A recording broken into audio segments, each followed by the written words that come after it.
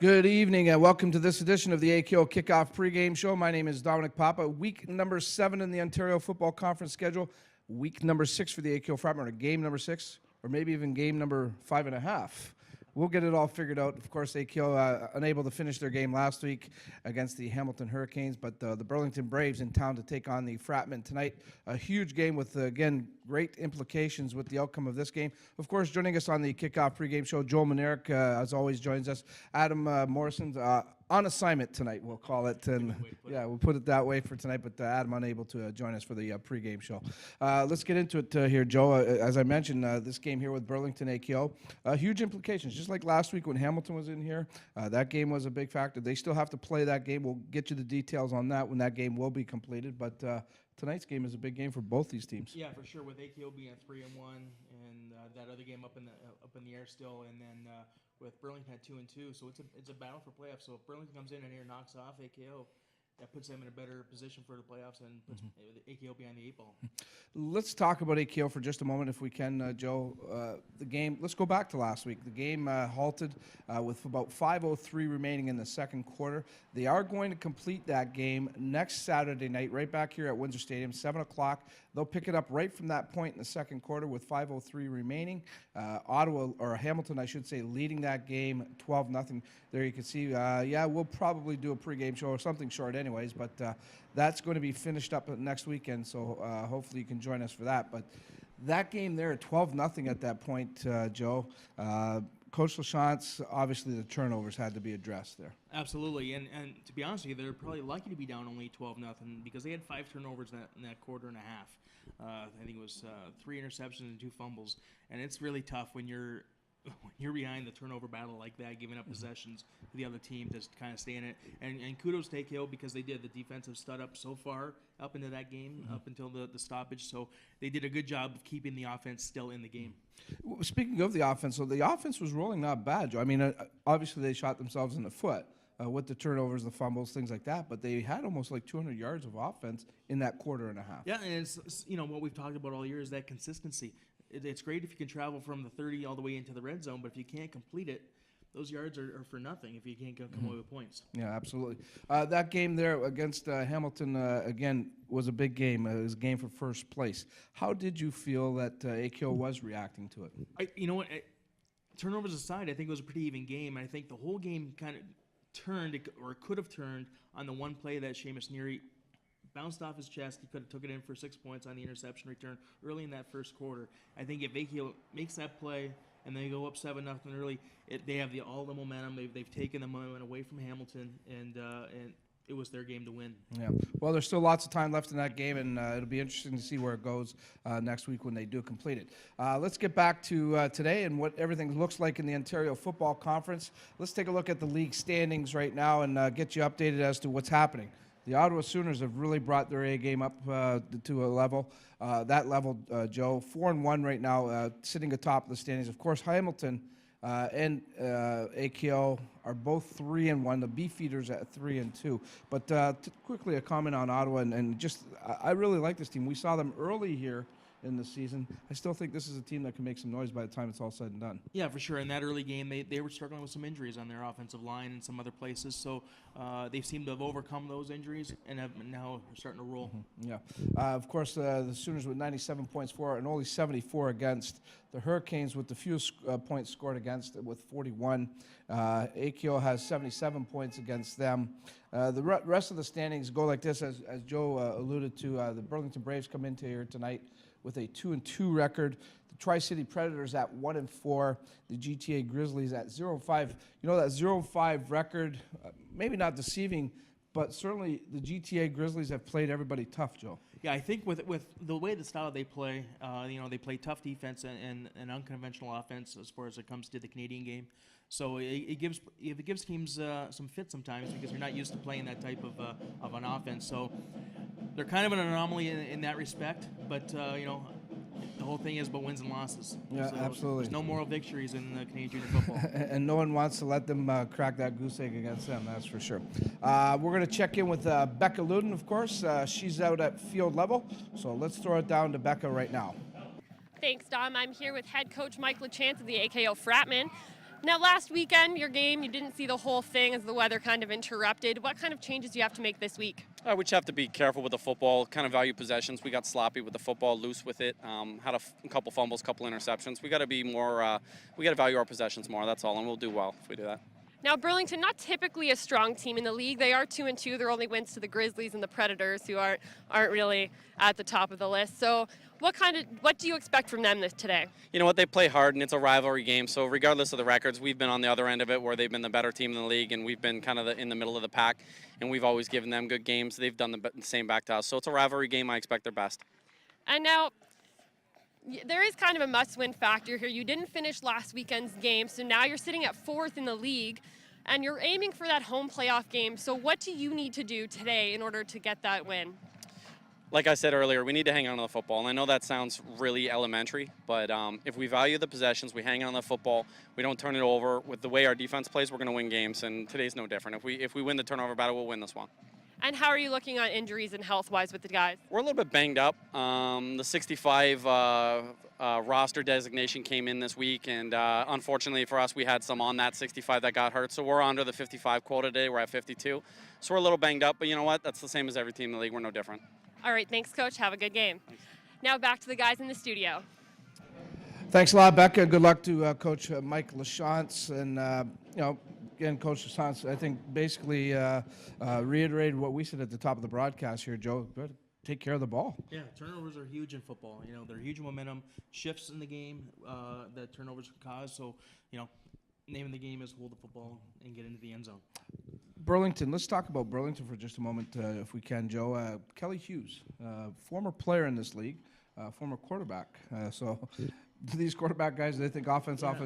Well, especially with Kelly, he was I think he was the outstanding player in Canadian junior football. I remember him. I remember in him very well. 2003, 2004. So, if he brings any semblance of the way he played as a coach, the AKO is going to be in for a battle tonight. What do you know about Burlington? What does AKO have to really, I guess, be careful with this team? I just looking at the roster, the couple guys, they have some good players on the defensive line. Number 99, Anthony Dinguana. He's a playmaker but he can take some plays off, so they can exploit that sometimes. There's some other places that they can exploit, provided that one, they take care of the football and they're able to throw the football. Throwing the football again is going to be key.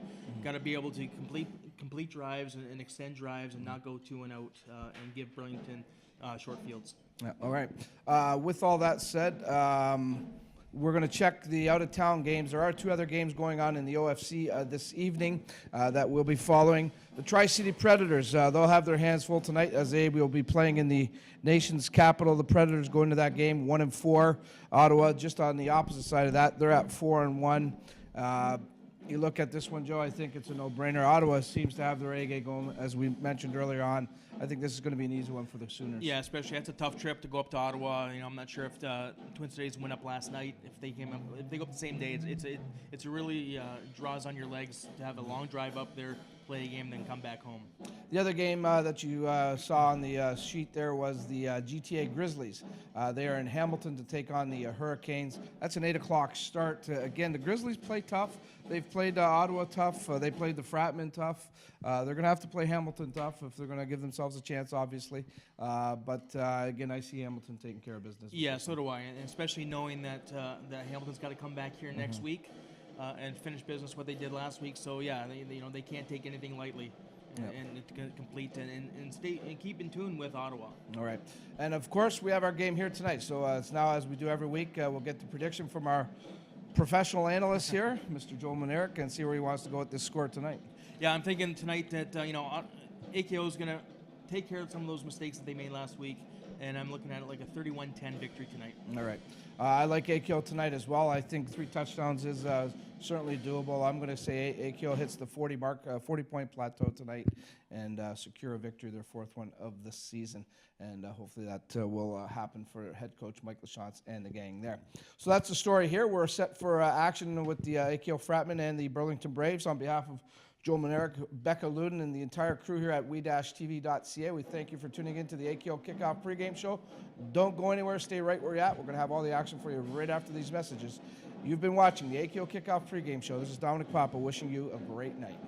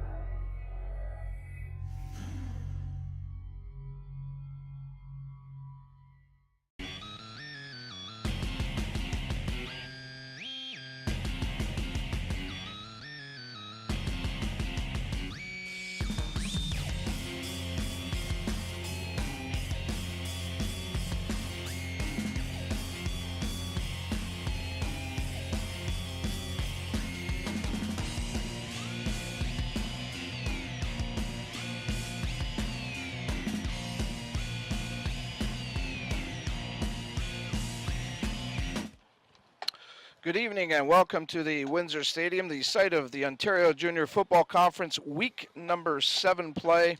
It's the Windsor AKO Fratmen hosting the Burlington Braves. Good evening, everybody. Dominic Papa along with Badia Kwas, Becca Luden, the entire we-tv.ca team here bringing you the action from Windsor Stadium. Glad to have you along for the ride. The AKO Fratmen come into this game 3-1. The Burlington Braves sitting at 2-2.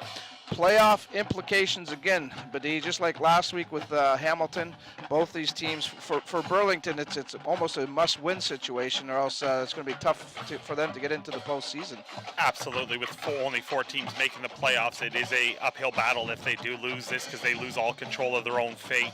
It might not be as dire for the Fratmen. See it being last game had to be postponed, so there is still an extra game in play for them. But like you said, it is on the line. All right, let's check in with our field reporter, Becca Luden. She's got some information to get the broadcast going. Good evening to you, Becca. Thanks, Dom. I'm down here on the sidelines. Best seat in the house.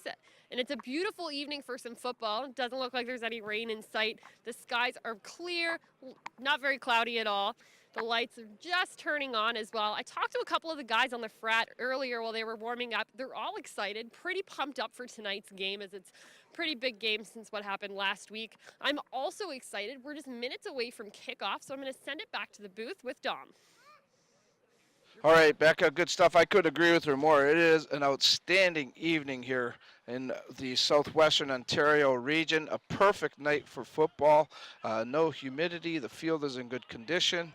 And, boy, you couldn't have scripted the weather better than we've got here this evening. Not a bad crowd assembled here as well at Windsor Stadium. The officiating staff for tonight, Badi. Yeah, let me welcome Pat McCreary, number 15, who is your head referee. The umpire right beside him is Jay Schroeder, that's number 19. Your head linesman is Trevor Hayes, number 11. And your line judge is Joe Cooper, number 9. Back judge, number 94, Tom Puskas. Side judge is John Dodson, number 73. And your field judge is Bruce Carter, number 68, as you see them assembled at midfield, just going over some last-minute instructions in preparation for this Week 7 battle. And it looks like AKO will be kicking off to Burlington. Sun is just starting to set, and we're excited to be bringing you UFC football here on we-tv.ca. The Fratmen, of course, the game that was postponed last week against Hamilton will be replayed Saturday, October 4th at 7 p.m. here at Windsor Stadium. WeTV will be here.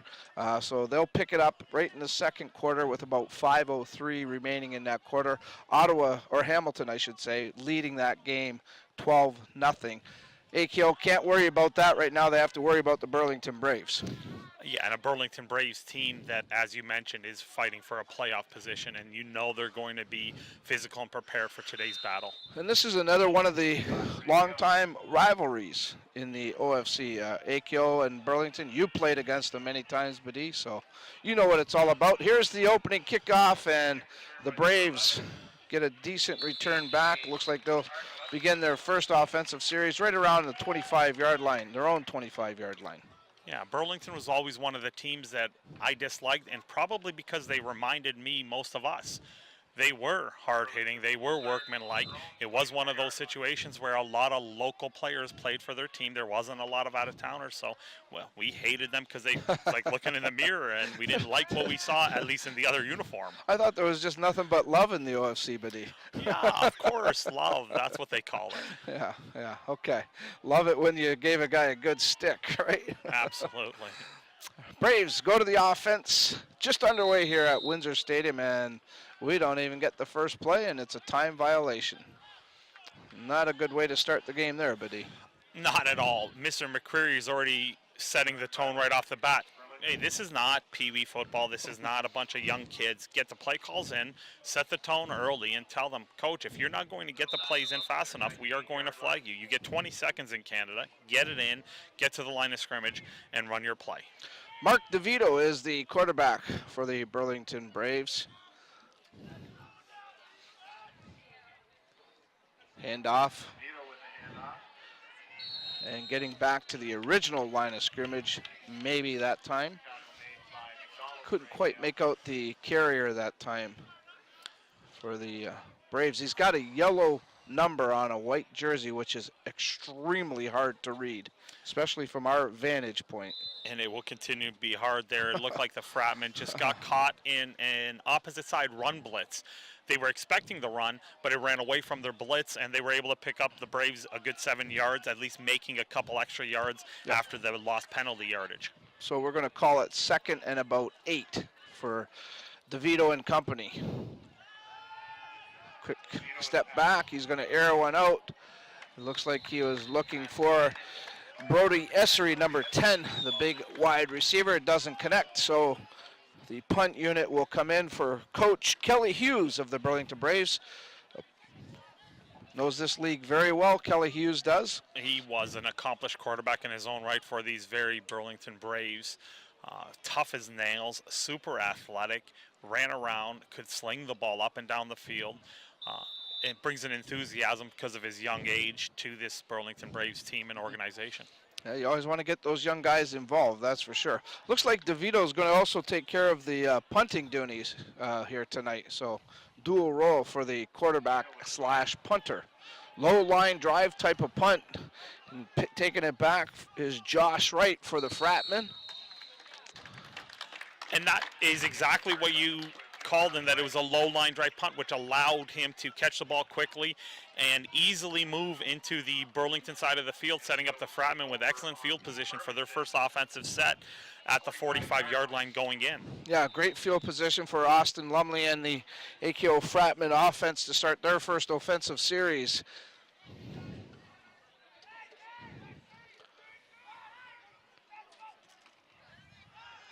Hands off to Brandon Donkers, I should say, and Donkers looks like he has a first down there. And they do indeed move the sticks. A simple isolation play. I think they've set the tone based on last week. They ran that as the opening play last week. They've run it this week. They hand it off to Donkers, who is the leading rusher in the OFC, following the lead block of fullback Cody McCann, and they easily pick up the first down. 1st and 10 for the Fratmen at the Burlington 32.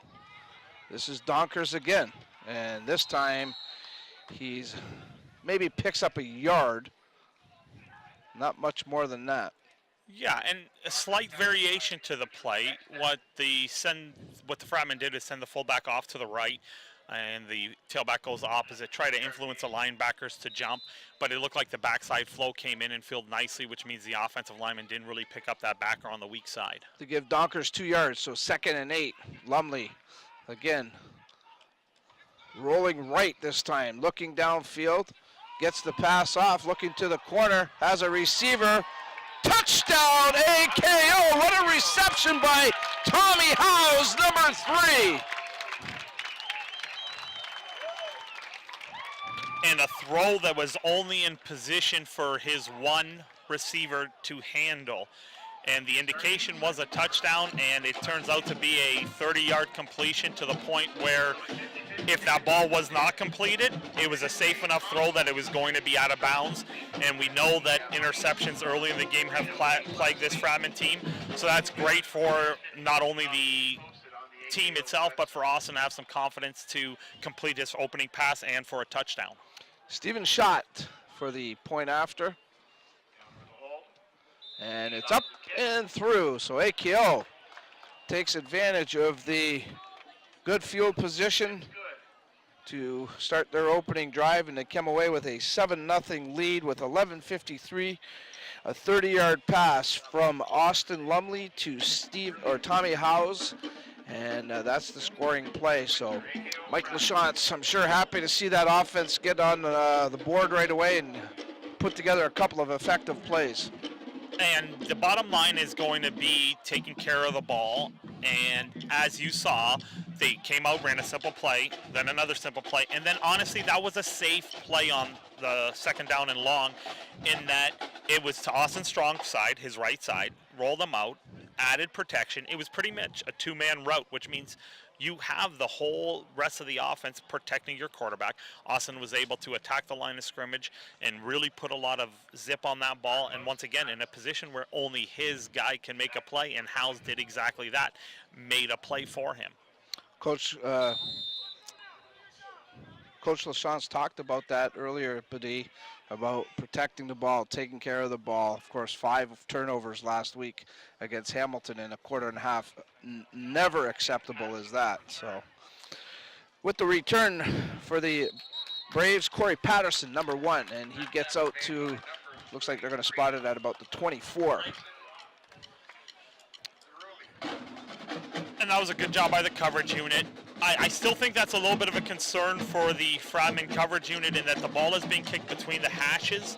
It's something that most special teams coaches do not want to see because it lends itself up to both sideline returns, up the middle wedge, any kind of reverse. If you can pin them at the numbers or even outside the numbers, it's going to force the hand of the return team up one sideline, which makes your coverage a little easier.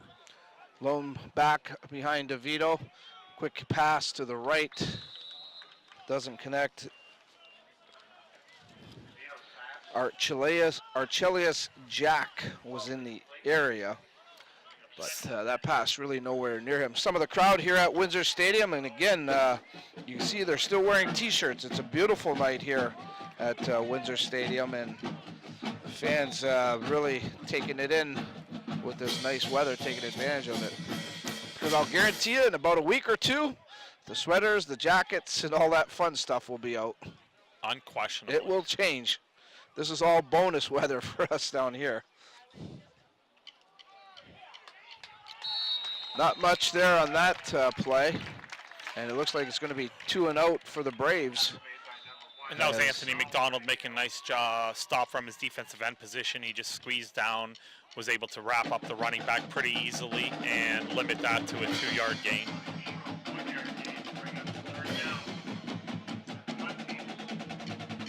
So AKO will more than likely, but he get the ball in good field position again as Neary goes back along with Josh Wright to receive this punt from DeVito. Good snap. DeVito angling it this time. This is towards Neary. Seamus Neary bobbles it, picks it up, right up the gut. Neary goes, and AKO will start where they started last time, right at the 45-yard line. Fortunate for a good hop. If he simply catches that, I believe he had that right seam all to himself. If he stepped up a little sooner, he could have handled that cleanly and went right up the right hash. Nonetheless, like you said, it's good field position, exactly where they started last time. And I would not be surprised if you see an over-the-top throw right now. Not that you're looking for the killer punch right now, but what you are trying to do is loosen that box up because you know Burlington's prepared or trying to prepare for the run. 10-15 and counting down. Here's Donkers with a huge hole. Donker is going to go all the way 45 yards. Touchdown, AKO! And that is one of my favorite plays in all of football. That is simple counter. The left guard and left tackle come in, and then you get Ahmed Abusafea and Devin Kozar coming from the left side. One pulls and kicks, the other guy leads up the field. You get a nice block from your receiver, and Donkers ran a straight line from that right hash that he started on all the way to the right corner of the end zone and untouched for a 45-yard touchdown run. So just like that, AKO taking advantage of 2 good field positions to start the offense, and they have made the Braves pay the dear price. 2 touchdowns scored just like that, and the point after from shot is good. So everything going nicely for the Fratmen. They've jumped out to a 14-0 lead with 10:08 to go. Another look at the touchdown, Badi. And as you're going to see the guard and tackle pull, and actually it was Johnny Murzin who's the center, so they made a simple little adjustment, and you see the nice block by the receiver, and Donkers goes untouched. Counter tray is usually run by the backside guard and tackle, but they have audibles at the line of scrimmage. A lot of people don't know the offensive line have to communicate as well, and I guarantee you they made a simple little communication call, which sent Johnny Murs in the center instead of the guard. He makes a nice job kicking. Devin leads up the field, touchdown. And again, some of the crowd here feeling pretty good right now, if you're from Windsor anyways. The Fratmen have given them 2 touchdowns to get excited about, and they lead at 14-0 with 10:08.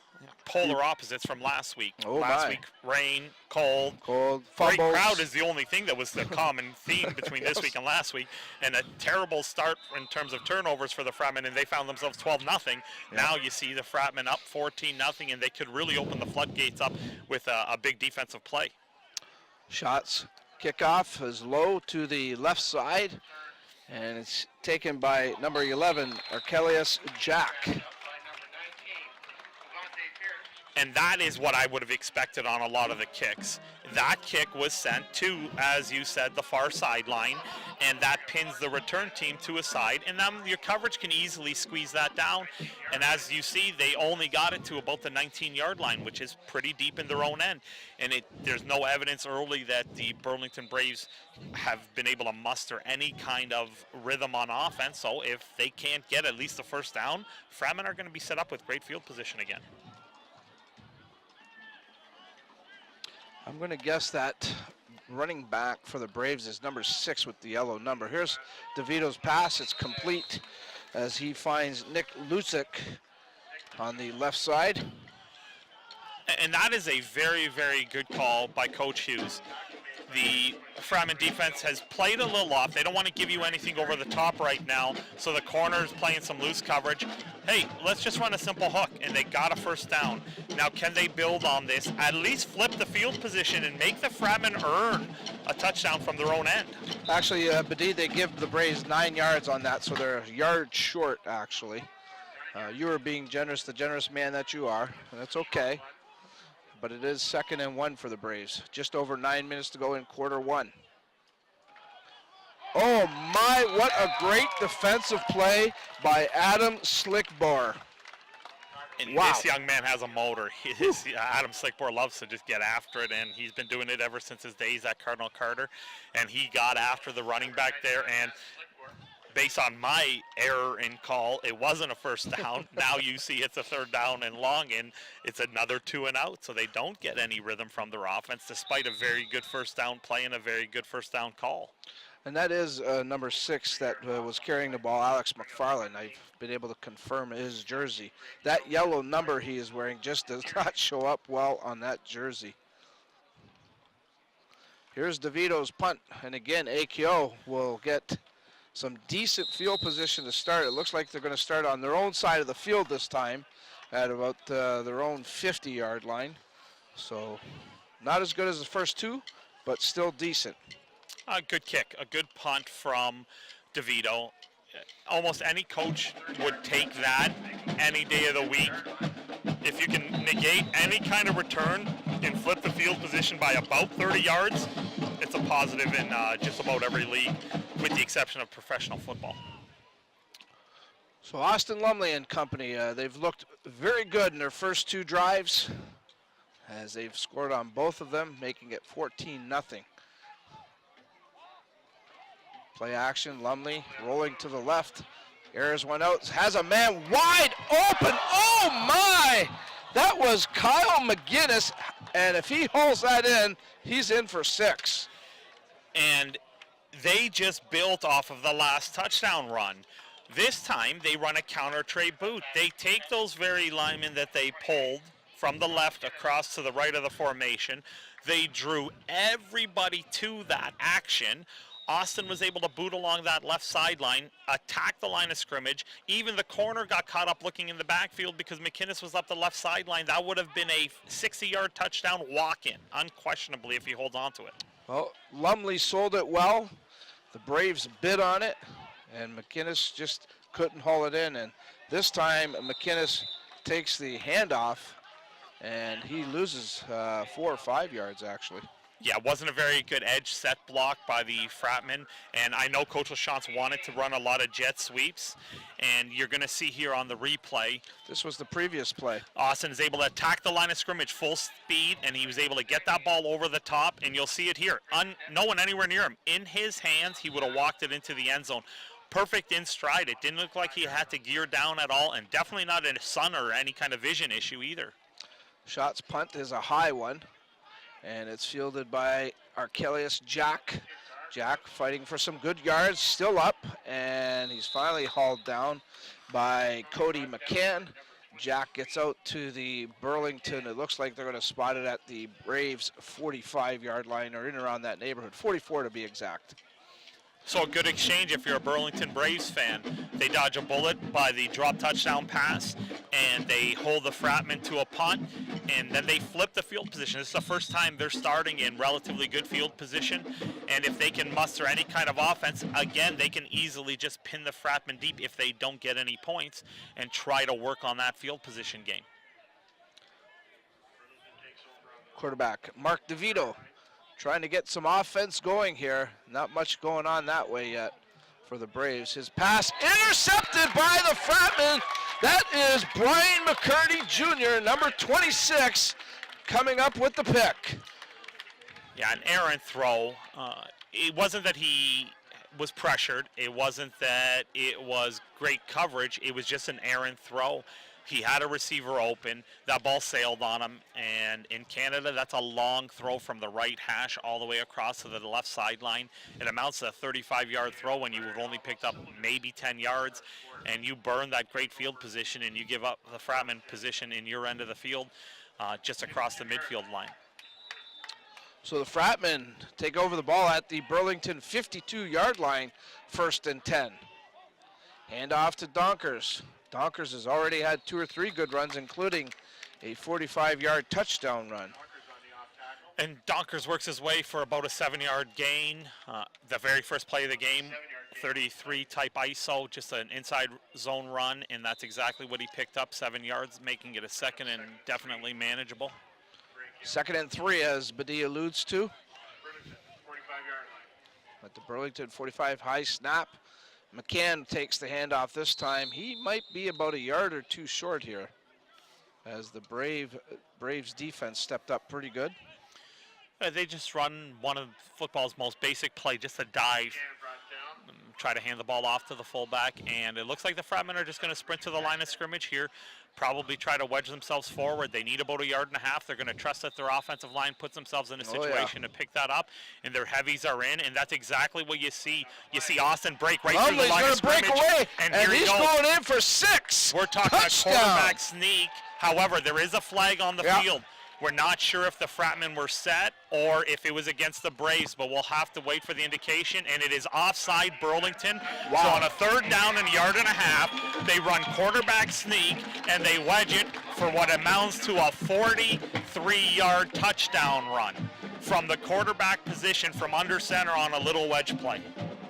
Wow, wow, wow. What a turn of events already here at the Windsor Stadium, as the AKL Fratmen have come out firing on all cylinders and have jumped out to a 20-0 lead with 5:40 to go here in the first quarter.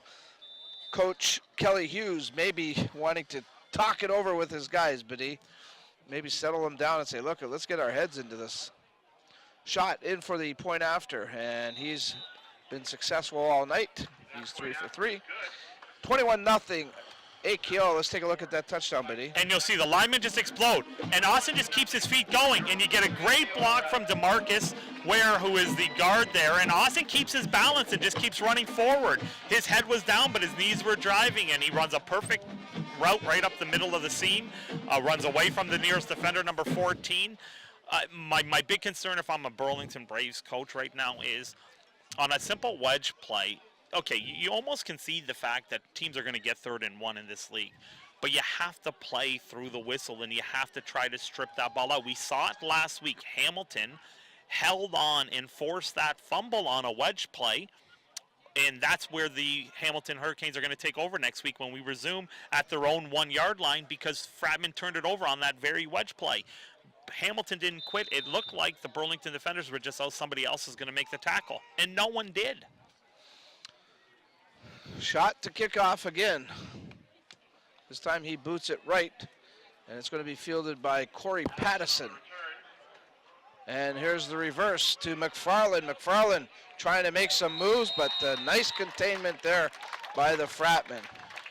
And a reverse like that is almost difficult to set up when the initial kick starts off where it is. The Burlington defender, return man, caught the ball on the left numbers, which the coverage is already there. If you're going to try to reverse back there, then guess what? The coverage has already been there. They're not going to get fooled and sucked in. You have to allow some flow up one way. It never really got up that right hash to reverse it back to the left. So a special teams adjustment that we saw. The first kick went through between the numbers. The last two have went outside and has pinned the Braves deep in their own end. Yes, the Braves at their own 10-yard line. No, actually it's the 15, I should say. Here's McFarland taking the pitch, going right, gets a good push, and there's a late flag here. Turning on the run, we have a flag on the play. Another very elementary play, just going to run outside pitch. And we do get some late action. I'm not sure if it's a head tackle. Usually when there's a scrum and there's a pile, oftentimes you do see guys who are trying to strip at the ball rather than making the tackle. They get their hands up high. And that is the indication. You do get a rough play against the Fratmen, which is going to move the ball 15 yards forward and give the Burlington Braves a first down and buy them some comfortable space. Yeah. Get some breathing room, that's for sure. Absolutely. So there you can see Coach Brency on the left, sending in some signals to his defense. A very relaxed sideline. It did show that the Fratmen seemed loose. They seemed relaxed, which, make no mistake, it doesn't mean they're not focused, but it just means that they're in the game. I believe that sometimes a relaxed sideline isn't necessarily a bad thing. They seemed like they were comfortable in the pace of the game, which is a good thing for the Fratmen. So the Braves, from their own 37, hand off to McFarland, a fumble, and Akio has come up with it, but wow, that time it looked like John Moynihan, number 9, picking up the fumble. Boy, Burlington just not doing themselves any favors at all. No, not at all, and we do have a late laundry. It looked like a Fratman and a Brave were bellied up on each other, and I think it's Seamus Neary, number 27, who made the last little bit of contact, and we're getting the indication right now that we have an unnecessary roughness against both teams. So they did call the start and the finish to that. They are going to eventually pick one or the other, but a good hard hit from the Fratman defense, and as you said, Moynihan was able to come up with the fumble. So the Fratmen take over the ball, 1st and 10 at the Burlington 40-yard line. 4:34 to go and counting down here in the first quarter. Fratmen looking to blow this thing wide open. Here's Lumley going over the middle, and I think that pass was intended for Tommy Howes, but we're going to take a look at the previous play, the fumble. So you see the running back trying to square up and get downhill here, but then you get Fratman who rally to the ball, and you see a bunch of bodies, and they converge on the ball. And it looked like that was Slickboard, number 99, who came in from the right of the screen and popped that ball out in Monahan. It was a clear fumble. His knee was not down. And now the Fratman with a 2nd and long here, trying to capitalize off the turnover. Donkers is going to lose a couple of yards on that delay handoff. Yeah, they tried that wrap draw that was very successful for them the last couple years, but the edge was not properly set. The left tackle has to influence the defensive end, and the defensive tackle has to be washed high and wide. It looked like they released a little early, and they were never able to really set the action of a draw up, which is let the lineman get hard up the field and you skate back underneath it. And that time it never happened, and now you're going to see a long field goal attempt. 48-yard attempt to be exact by Steve Schott. He definitely has the leg. There's absolutely no breeze to worry about tonight. Here's the kick, and it's good. A 48-yard field goal by Steve Schott makes it Windsor AQO 24, the Burlington Braves nothing. 3:36 to go. you saw an example why Shot hung around with the BC Lions a little bit there, Badi, with the CFL, and that's where he wants to get back to. And he feels that playing here with AKO is going to give him that shot. So right there, he helps his cause, that's for sure. Absolutely, and it was good rhythm. The snap seemed on time. The hold seemed comfortable. You see a full extension from Shot. He was able to get his leg into it. I don't think he had to muscle it because he has the range to get into the mid to high 50s, and he just was able to concentrate on just executing a full leg kick, and he able comfortably to get that 48-yard field goal. So AKO coming out with an outstanding first quarter of play, and we're still not done, folks. 3:30 and counting down. Burlington has really struggled offensively, and you can blame that on a couple of things. One, the AKO defense, but also two, some poor playing by the Braves offense. Here's DeVito's pass, and that was like a jump ball, buddy. They're calling it complete. Looks like they're going to say it's complete. So it was Archelius Jack pulling that pass in. So a big play there for the Braves. Yeah, A.J. Jack did a real nice job of going to get the ball. So it's 1st and 10 for the Braves, and they're actually into the AKO end of the field at the Fratmen 52-yard line. So a huge play for the Burlington Braves, and maybe a little bit of a confidence boost there, Biddy. Absolutely. I know Coach LaChance referenced A.J. Jack. He's a talented receiver. This is McFarland. He picks his way, still fighting for yards, maybe about 4 yards there. Let's go to downfield. I think Becca has some information for us. Becca, what do you got going on? Thanks, Dom. Down here on the sidelines, the guys are pumped right now at the 24-0. An update from the Sooners-Predators game. The Sooners are also up. It's 21-0 in Ottawa right now, nearing the end of the first quarter. So pretty much a blowout there so far as well. I'm going to send it back up to Dom for the rest of the first quarter here at the Windsor Stadium. Thanks a lot, Becca. So Ottawa with a 4-1 record going into that game tonight. And I'll tell you what, buddy, they've sounds like they've brought their game up to another level, and they're battling for first place as well. Yeah, and if AKO can take care of their end of the business here and then hopefully pull one off next week, they have the tiebreaker. As we saw here a few weeks ago, the Fratmen defeated the Ottawa Sooners, and we mentioned it that very broadcast. You don't want to have to make that long trip up the 401. Make that team come here. Make them spend the night somewhere else. Make them travel all day if they opt not to come the night before, but make them travel. And that is always a tough sell. I don't care how good you are. It costs money, it takes time, and it drains you emotionally, physically, and it monetarily. Yeah, oh yeah, for sure. So the Braves, after the big play, unable to move the ball. So DeVito's punting, standing just at his own 54-yard line. He's going to angle it right, low line drive again, and a no run back. So AKO will take over the offense, and their poorest position so far this evening. There you can see this. Oh, you can't see the sun. The sun is more or less set already, but that's what we're looking at tonight here in beautiful Windsor. Just a gorgeous night here at Windsor Stadium. Warm still in the 70s, but he's got his shorts going. The only thing I didn't do today was golf, which I wanted to. Perfect day for that.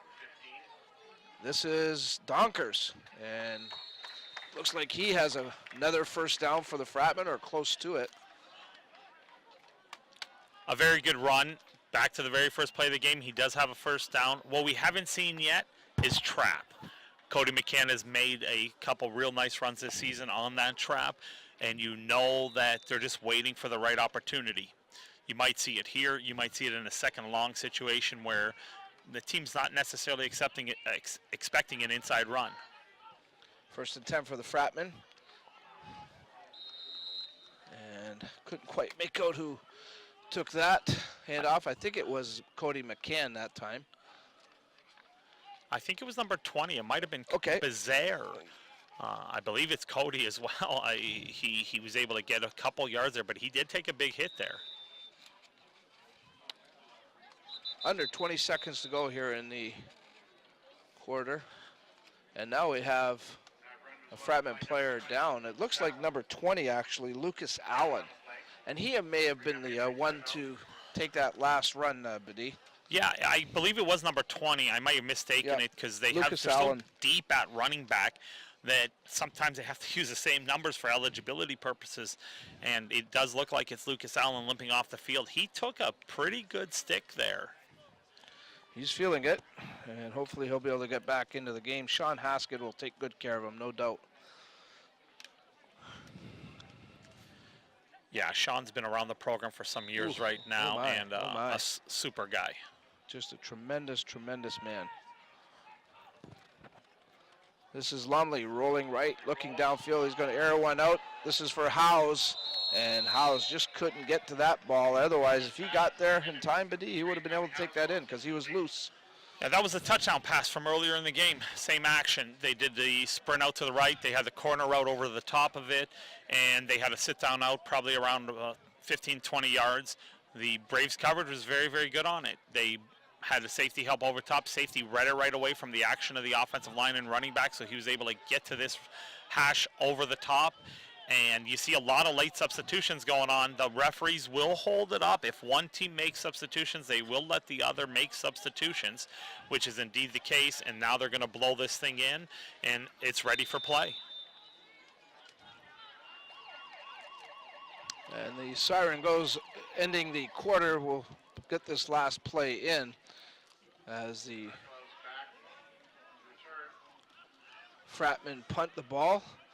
And it's fielded by number 11, A.J. Jack. And that's it. That's going to be the end of the first quarter. After 15 minutes of play, it's all AKO in that first quarter. The Fratmen leading the Burlington Braves by a score of 24-0. Badi, if you're Coach Kelly Hughes of the Braves, what are you saying to your guys, and what has to happen immediately to get something rolling in a positive direction for them? Well, the first thing I probably would have been done is a little earlier in that first quarter, I probably would have taken a timeout just to convince my team, just to say, guys, we are in this. It's only one quarter through. Let's settle ourselves down. If you can change the momentum from a time perspective, go for it. The next thing I would say to them is, you're being out-hit right now. The Fratmen are hitting you. You are not hitting them. Be the aggressor here. Not take a penalty. Don't be stupid, but get after them. Well, let's see if they can get some of that going as they start from their own 47-yard line. 1st and 10, second quarter just underway here. DeVito, little bit of a stumble behind there, and boy, oh boy, it's just not gelling right now for the Braves as DeVito and McFarland basically, the exchange wasn't there. They just ran into each other. Yeah, that was doomed right from the get-go because you said the exchange wasn't there. It looked like the running back did not slide to the proper side, and as DeVito went to hand the ball off, it was a collision in the backfield. Not to mention the left side of that offensive line, guards, tackle, and tight end, gave up way too much penetration, and the Fratmen defenders just met the ball carrier and the quarterback. They're actually fortunate there wasn't a fumbled exchange there. So the Braves lose a couple of yards there, so it's 2nd and 12 yards for Burlington.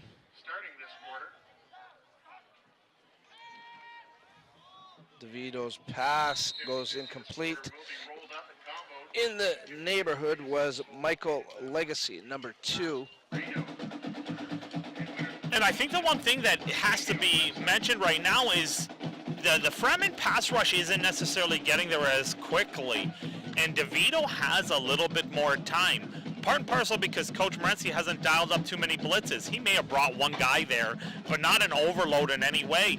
I think if DeVito just scans the field a little bit more, he's locked in on his one receiver and he's throwing there, and it's going to easily be picked up. The Braves have to burn a timeout now because they have a guy not on the field, so they got a substitution issue, which, again, I probably would not want to use that timeout there. It's 2nd and 13. take the 5-yard delay of the game, back it up 5 more yards. The timeout is more valuable than the 5 yards for me. Most teams have a call where don't snap it, so they should have yelled their call out from the sideline, taken the 5-yard penalty, because now it's a waste. He's not even talking to his team. He's not even talking to his sidelines, something that you hope might have happened earlier. Because if Burlington can somehow muster 7, 10, maybe 14 points, the whole second half is going to be redefined. But if they keep up what they're doing, it's like watching Tampa Bay Atlanta a couple weeks ago, or the game I coached against Holy Names, my team in Essex. Holy Names put a good number on us. They're a very good team, and we had our work cut out for us. But yeah, that's what's happening right now. Just a beatdown. Here's the punt from DeVito. It takes a Burlington roll, a nice Braves roll, and it's going to be a no yards penalty there. But oh boy, what a nice job here by Hunter Mina. Look at this, what an effort. It's actually big number 9. Oh, that's John Moynihan. I'm sorry, I thought it was number 2, Hunter Mina. But yeah, John Moynihan showing the moves. And that flag's just simply going to be picked up, that 5-yard, no yards. Everything's going in the way of the Fratmen right now. Oh, for sure. They let the ball bounce. I hate that. It's something that irks me. Catch the ball in the air, good things happen. Fortunately for the Fratmen, the coverage was not where it should have been, and despite encroaching on the 5-yard, no-yard area, they still didn't come up with the tackle. Make sure you make the tackle if you're going to encroach on that 5 yards. Take the 5-yard penalty, but do not let them get that all the way across the 40-yard line. I agree with you. Biddy. Lumley takes the snap, quick pass. Picks up about 5 or 6 yards with that reception. That ended up in Tommy Howe's hands. And those are the kind of things I know Coach LaChance was emphasizing to me with respect to Austin. Quick decision, get the balls out of his hands, but also that can be aided by coaching calls, by making sure you put him in a situation where he doesn't have to read multiple sets. Look, you're probably looking at the halfback there. If the halfback swats, go outside. If the halfback extends, come back inside. Second and we'll call it 6. They're going to say they gave him 4. Quick hitch pass finds number 80, Cody St. Pierre. St. Pierre has the first down and a few extra yards to boot. He gets across the midfield stripe into the Burlington end of the field at the Braves 54-yard line. Well blocked on the perimeter. Again, a simple throw. It's a quick decision. They're playing loose, and we see a flag, and it looked like a Burlington Brave must have chirped in the direction of the officials. That could be some frustration, Biddy. And it likely is, and there's the indication. You get an objectionable conduct against the Burlington Braves, and this is something that, to me, it should have been addressed earlier. The coaches need to tell them, guys, we still have all the opportunity to make the playoffs. We can't lose our composure in this game. Play the game out. Yeah, they're not helping their cause, that's for sure.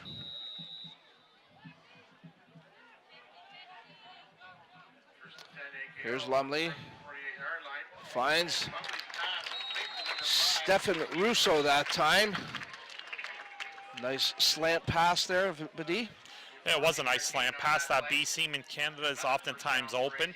One of the things that Austin sometimes has trouble with is seeing it because he's a little shorter, but he made a good, quick decision, and as the receiver came out of his break, the ball was on him, which more times than not, that's a good thing for you.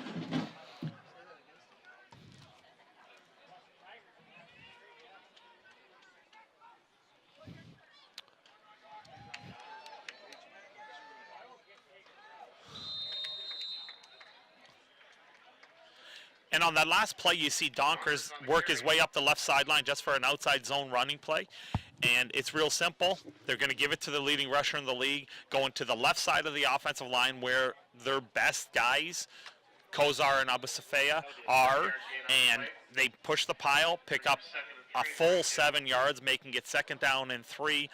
And the Fratmen are just rolling right now. It is a very simple game plan, and you're going to find them just lean on them now. All the linemen just want this ball on the ground, and that's exactly, it's a play action. And Austin scrambles out, and he's trying to find something. And he does find a receiver. Is it a completion? Yeah, and the indication looks like it is a completion. Tommy Howes, I believe, Biddy. That is a great effort by Howes to keep his feet in and by Austin to find a receiver. His eyes were downfield the entire time. They tried a little play action, but the end maintained his sort of leverage instead of sinking all the way down to the play action. But fortunately for Austin, his athleticism took over and he was able to get outside the containment. So AKO looking to increase their lead now. 1st and 10 at the Burlington 13. Just over 10 minutes to go here in the second quarter. Flag on a play. Lumley goes to the end zone. Touchdown! Fratmen hauling it in. Demetrius Kaw, number 81. And Coach LaChance mentioned this 3 full weeks ago. Kaw's a big, tall receiver. It's a mismatch situation almost every time he's on the field, especially in the red zone. But we do see a flag on the field, and the indication is it is against the Fratmen, which is going to negate that score. And you see the offsides call against the Fratmen indicated, which is going to repeat first down. The first real big mistake the Fratmen have made today, it's taking points off the board here. Mind you, I know they had that touchdown drop earlier, but that was never a touchdown because it was never completed. This was a completed pass on something that a receiver could just as easily have been 1 yard back. So it is moved back. They'll scrimmage now from the 18-yard line, 1st and 15 for the Fratmen. And Hand that's off. where they went back to the trap. And this time it looked like the right guard missed the trap block. He extended all the way to the defensive end, and he missed it looked like the 3-technique defensive tackle because the linebacker was actually sealed in. If they actually made the right initial trap block, that could have busted through. Cody McCann with the last carry. Picked up a couple of yards.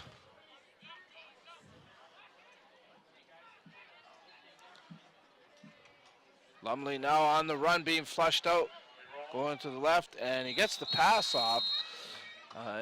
Looks like it was intended for Cody St. Pierre, and they couldn't connect. So it's going to be 3rd down situation. I'm sure we'll see the flying kicker of the AKO Fratmen, Stephen Schott, in. And for all the running Donkers has done, he doesn't get enough credit for his ability to pick up some blocks, and in that case scenario they did a sprint out to the left, and Donkers did the right thing. He was extending to the left, but when he realized that a defender slid through, he peeled back, set the block so Austin could continue and give his team a chance to score, as you see Schott line up for looks like a 25-yard field goal.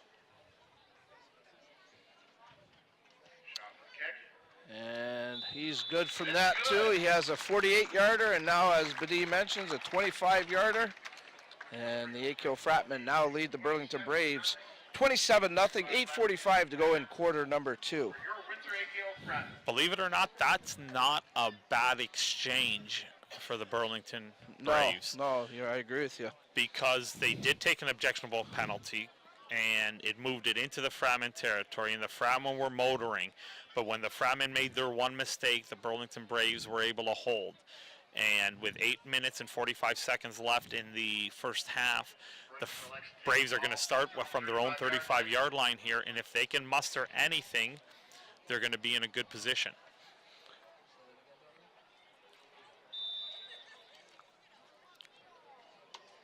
Schott now 7 for 10 this season, Badie, in the field goal production. And that's actually best in the league as far as percentage-wise. Probably should be a little more. I'll explain that in a sec. Quick hitch pass here from DeVito as he finds number 26, Nick Lucic. And Lucic picks up what looks like about 5 yards as Burlington started from their own 35. They spotted at the 40. Yeah, earlier in the year, when Schott missed a couple field goals and they looked pretty ugly, people might have been wondering, really, this guy had a chance in the CFL? But as it turned out, it was a situation where the backup quarterback who came in and played, it was Drake Sunderland, was knocked out of the game, and they had to exchange the holder, and there was no reps with the new holder, and that timing was thrown off. So he missed a couple field goals early in the year, but they seem to have worked that out. And like you said, 70%, solid percentage. DeVito looking to the right. Pass intended for Tashwan Clarkson, doesn't connect. So a 3rd down situation for the Braves offense. 7:38 to go in quarter number 2. And that time, there was no disguise to it. You see number 54 Grun for the Fratmen, and he's going to just come off the offensive right edge, the defensive left edge, and immediately right into DeVito's eyes. DeVito had no chance. He had to get rid of the ball or eat it there. He opted to give his receiver a chance, but it was not even close. You're watching the Ontario Football Conference on we-tv.ca. Dominic Papa along with Badia Quas, Becca Luden, the entire hard-working crew here with We-TV. Glad to have you along for the ride. Fratmen trying to move up to 4-1. That punt fielded that time by, I believe that was Brian McCurdy Jr. Or check that, that was Kyle McGinnis, number 28. And you know that young man wants an opportunity to make up for that drop earlier. Yeah. He was running with a purpose there. Not that all carriers don't, There but you go. he was hoping. And now you see the official game ball with the AKO logo stamped on it there in play, ready for play. And the Fratmen are once again set up with good field position from their own 44-yard line. 1st and 10, AKO, Lumley. It's been pretty good so far in the contest. This is McGinnis taking the quick handoff, and he picks up about 8 yards. And there's the jet sweep, and that time they were able to set the edge well, and you pick up with full speed. The good timing from that jet sweep action with McGinnis meant once he got the ball in his hands, he was moving at full speed. So despite the fact that an arm was able to extend out to him, an arm tackle is not going to work on a ball carrier running at full speed. 2nd and 2 for the Frat as they try to extend this drive. 6 and 20 counting down in the second quarter.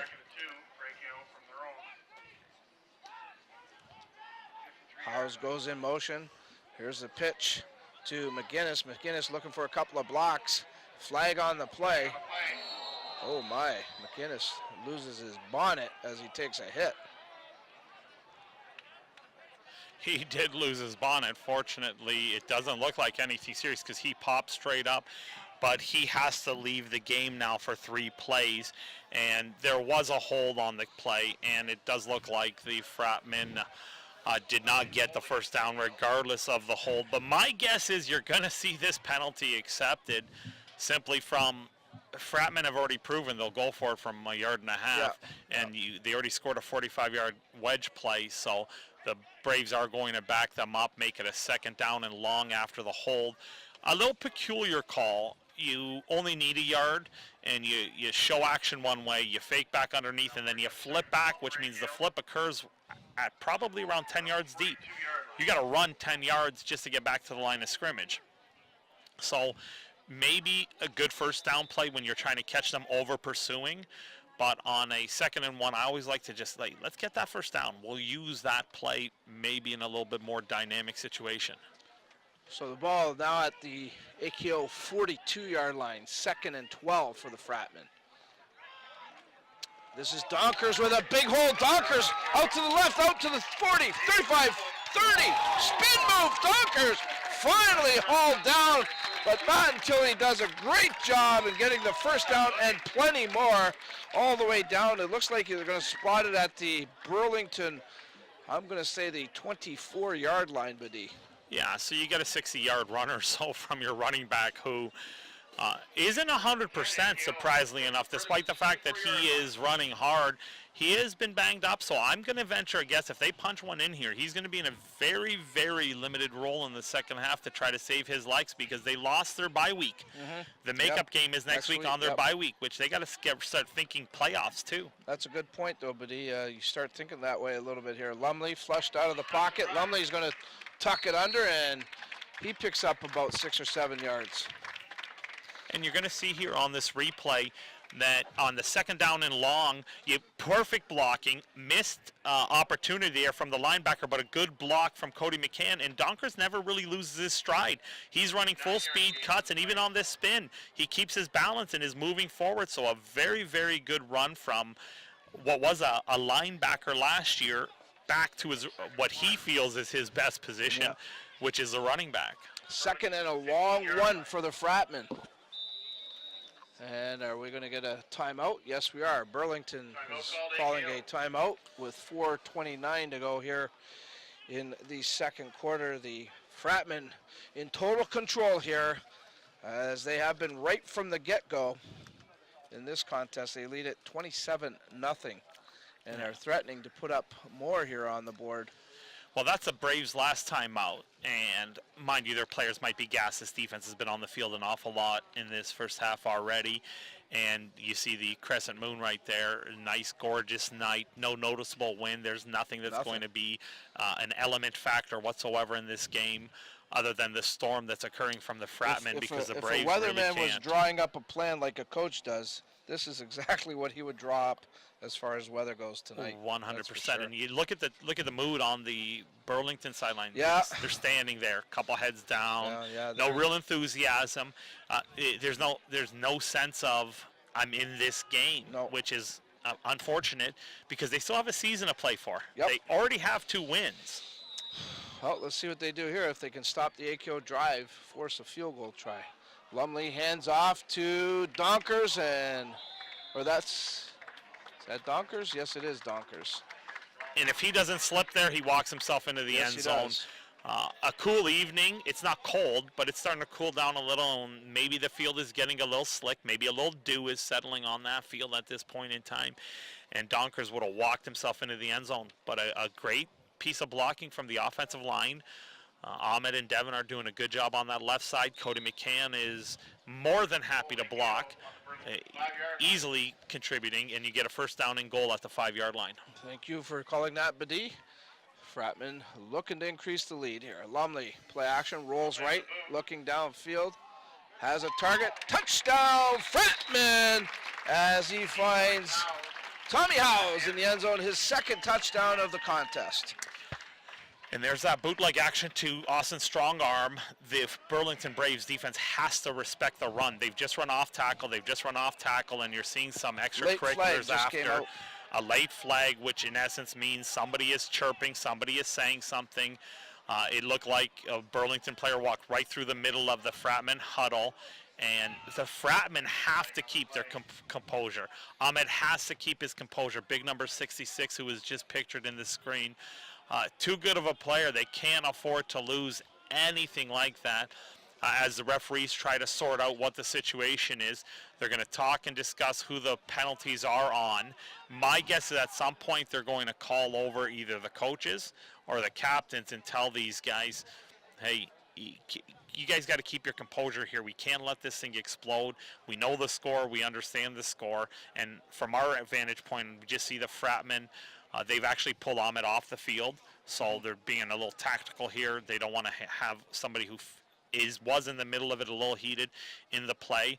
But let's just hope this doesn't lead to any ejections, Dominic, because that is terrible. I think you said it best earlier, though, but again, you're not thinking about the Hamilton game right now, but you've got to think about it from the standpoint the bye week's gone, like you said, and you got to stay as healthy as they can and get ready for that game, be ready for that game. So, like you said, don't need the ejections or anything. Here's the call from referee McCreary. And the indication was he pointed against Burlington that they're going to have an unnecessary roughness call, which at this point now the referees have said, well, we're just going to pick one. We're going to penalize the one who initiated it or maybe retaliated to something they shouldn't have. And you see Schott here try to make this extra point, and it is a good extra point, extending the lead to 34-0. And another flag comes out. So now you just don't know if the Burlington Braves have enough composure to finish this game, because it looked like it was in the direction of like a Burlington player. We have to wait to see the official call, because it looks like the Burlington players are trying to defend themselves. But see, now you see one of the Burlington players really getting angry. I shouldn't say angry, but getting into it. Well, he is. He's pretty fired up. That's Anthony Dingwana, number 99. He's one of their key guys, Badi. He's kind of like the leader there, and obviously he's not liking at all anything that's going on in this game. And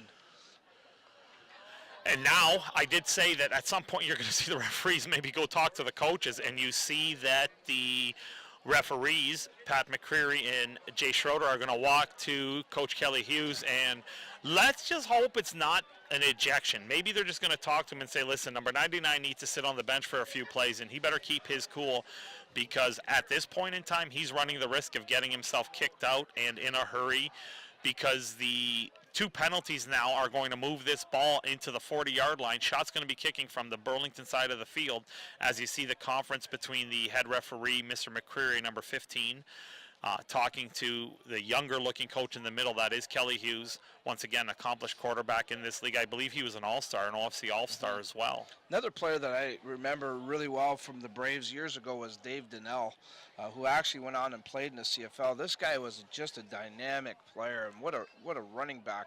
I believe he had some time with the Hamilton Tiger Cats, if I remember correctly. But over the years, the OFC has produced some outstanding football players that have moved on to the CFL, and they're hoping to get back to that, with getting the older guys in here, things like that. They're hoping to get back into being that feeder system for the CFL. Yeah, I believe the Burlington Braves still have a running back in the CFL right now. As we see the replay on the touchdown, Austin's booting. There's no one anywhere near him. He's able to attack the line of scrimmage, and again, a safe throw, because if he overshoots that, there's no threat. It's out of bounds, and House comes down easily with it. But going back to the CFL for a second, Andre Derry, who played for these Burlington Braves here, and he is, I believe, with the Toronto Argonauts still playing, an active player in the CFL. And he played here on Windsor Stadium. I remember watching him running for a couple hundred yards here at Windsor Stadium. I do remember Andre Derry playing as well. An accomplished player, so now you see the conference still ongoing. It looks like Kelly Hughes is trying to defend his players, which if you're a coach, you have to continually defend your players. So he's explaining, look, they're throwing us down, or they're initiating some sort of contact. I might even call a timeout if I'm the Mike LaChance. I might just, once this line's up, pull everyone off the field. You only get 2 timeouts and a half. When are you going to use them at this point? Call a timeout, remind your guys with 3:40 left, you clam up, you keep your mouth shut, you play football, because if you get ejected, we might not get home field advantage, because that ejection carries over to next week's game. I do not believe it skips over. And now you see Mr. McCreary walking over, talking to Coach LaChance. Again, probably just telling them, hey, everyone's on a short leash now, even your team. Yeah, referee McCreary, one of the more experienced officials from this area, is a longtime official and does a great job along with everybody else here. And it's a tough job. Again, I always talk about the officials in every sport. They have to make split-second decisions, and they've got bodies flying in front of them and distractions that way, but yet they still have to make the right calls. It's tough, folks. Yeah, and I believe I know the rules. And I learned something new just the other day, and it was Mr. Schroeder, number 19, who we saw pictured there, explaining something to me. And as a convener of the high school league, what we've done is we're still waiting on them, but we've ordered 20 new rule books that just came out this year with some of the safety additions to it, and we're going to distribute them to each of the high school coaches, because there's a lot of rules. We get sort of influenced by U.S. football. We'll pick up on that in a moment, Bidi, but look where AKO's kicking off from, the Burlington 40. And Shot's just going to chip it, kind of an onside kick here. Not a bad idea. Nothing to lose, because if the Braves get possession there, they get it. They're still inside their own 30-yard line. Nothing. If Shot, who has the leg, kicks this ball and it goes all the way through the end zone without landing, though, in the end zone, it's not a point. It has to actually land in the end zone, which a lot of people don't know a lot of the little quirks of the rule. So he can't afford to run the risk of trying to kick this deep, because it might sail right through the back of that 20-yard long end zone. Oh, for sure. We saw him kick a 48-yarder earlier in the game that had some extra yards left in it. So we are going to get back to football here, finally, Badi, after all of the shenanigans. 3:30 and counting down in quarter number 2. All AKO in this first half. 1st and 10 for the Braves at their own 20. DeVito trying to get something going on the offense. Quick handoff. McFarland again. McFarland's been their feature back. And I'll tell you what, AKO has really contained him. They really have, and more so than anything, it's just that offensive line is not doing anything right now. No. The defensive line for the Fratmen, it doesn't matter who it is, they're just pushing that Burlington front back, which is something that I'm not familiar with seeing from the Braves. Usually that offensive line, despite anything, is at least a little bit more physical. I'm just not seeing it right now. And you know Coach Kelly Hughes, being a quarterback himself, he knows how important that offensive line is to his protection, to his running game, because all your play action is thrown out the window if you can't run the ball.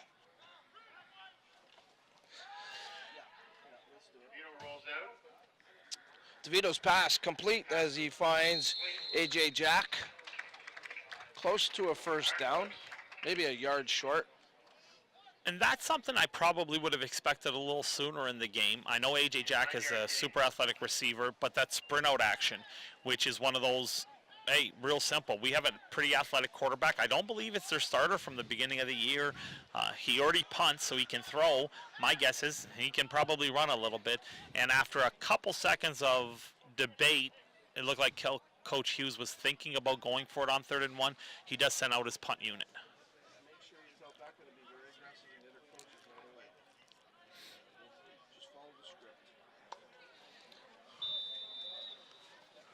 2:40 and counting down here. As Badi mentions, the Braves are forced to punt again.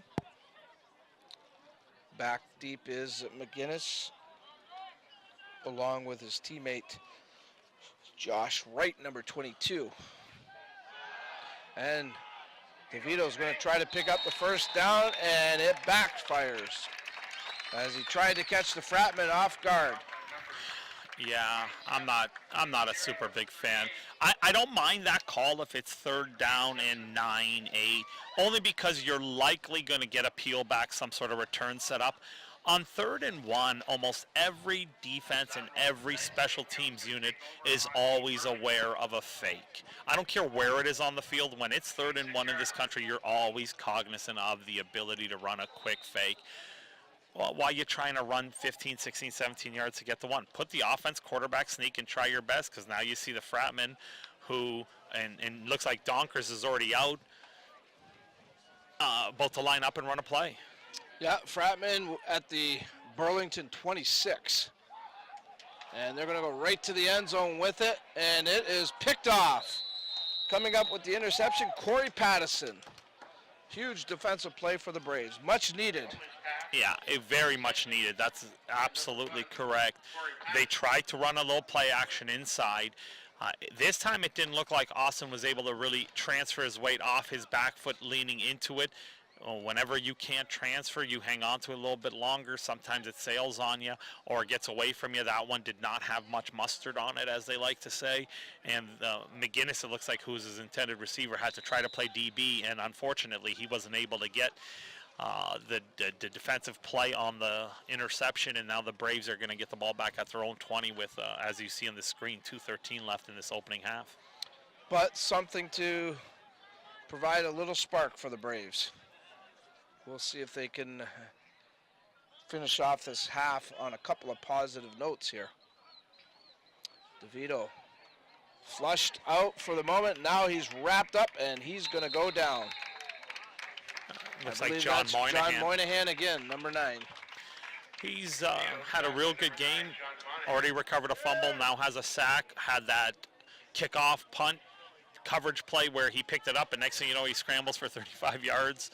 And now they're pinning him deep. The Fratmen still have timeout left, and they could easily get this ball back with a lot of time left with good field position to add to that existing 34-point lead. Yes, indeed. 2nd and 15 for the Braves as DeVito is taken down for a 5-yard loss. DeVito looks to the right, gets the pass off, and it's caught by number 26. That's Nick Lusak, and Lusak being caught up to finally hauled down at, looks like at the AKO 25-yard line, but a huge play for the Braves. Definite confusion in the defensive secondary. I know I've already seen a couple substitutions made, but the safety and the corner ran into each other there. One was, I'm assuming, supposed to play under. One was supposed to play over. Looked like the safety flattened out a little bit, took the corner right out of the play, and next thing you know, 75 some odd yards later, the Braves have some semblance of life with a minute and a half and counting left in this half. 69-yard gain there, Badi. That'll bring Burlington to the AKO 26-yard line. First and 10, Burlington at the Fratmen, 26, 1:15 to go. Now here's the AKO Fratmen are calling a timeout, but goes back to your point again earlier on where the Braves wasted a timeout when their punt unit wasn't on the field properly, and Coach Kelly Hughes had to waste a timeout on it. Yeah, and if with them being at the 25-yard line, they have 4, 5, 6 plays possibly because they can still get 2 full first downs, and that time could be an issue. The only fortunate thing is they are already what appears to be in field goal range, so it's just a matter of making sure your field goal unit is ready, especially if you've had any injuries. It didn't look like there was any injuries to make note of in this first half, but you never know on the sideline if somebody was banged up. Just make sure that field goal unit is ready because you don't have a lot of time. You want to get them out. You want to be crisp, protect. And, of course, in Canada, you got to cover that kick because if it's missed, you got a whole field you have to defend. So let's see what the Braves can do here. Again, you go back to the interception in the end zone by Pattison. That's a spark. Here's a spark with this big play, and as you alluded to, Bidi, if they could find a way to put a couple of points up here, a field goal, or find the end zone as a touchdown, not a bad way to go into the halftime, and certainly gives you a little bit of a jolt, hopefully. DeVito's going to roll right. He's looking downfield, and almost picked off as Josh Wright had a beat on that ball, and he's a little upset with himself as he knows that that ball was very catchable. Yeah, something was not right with the Burlington Braves formation there. They had 2 receivers in pretty much the exact same area. Number 79 and number 11 were both on top of each other, which I'm pretty sure wasn't the case because I believe Josh Wright came off the high defender and tried to sneak under to where that ball was intended. Great play by him reacting to it, but I don't think that was the design of the play from the Braves. 2nd and 10 for the Braves at the AKO 26. Just a little more than a minute to go here in the first half. DeVito, quick hitch pass. He finds A.J. Jack, and Jack picks up about six yards. So it's going to be a 3rd and 4 situation. And no hesitation because I don't see any substitutions coming. It looks like they're going to go for it here on that 3rd down, which I can't blame the coach. You want to show the confidence in your team that we need to score a touchdown. Let's go after it. So you got a 3rd and manageable. You can run the ball if you really wanted to with enough time on the clock to have a couple more plays.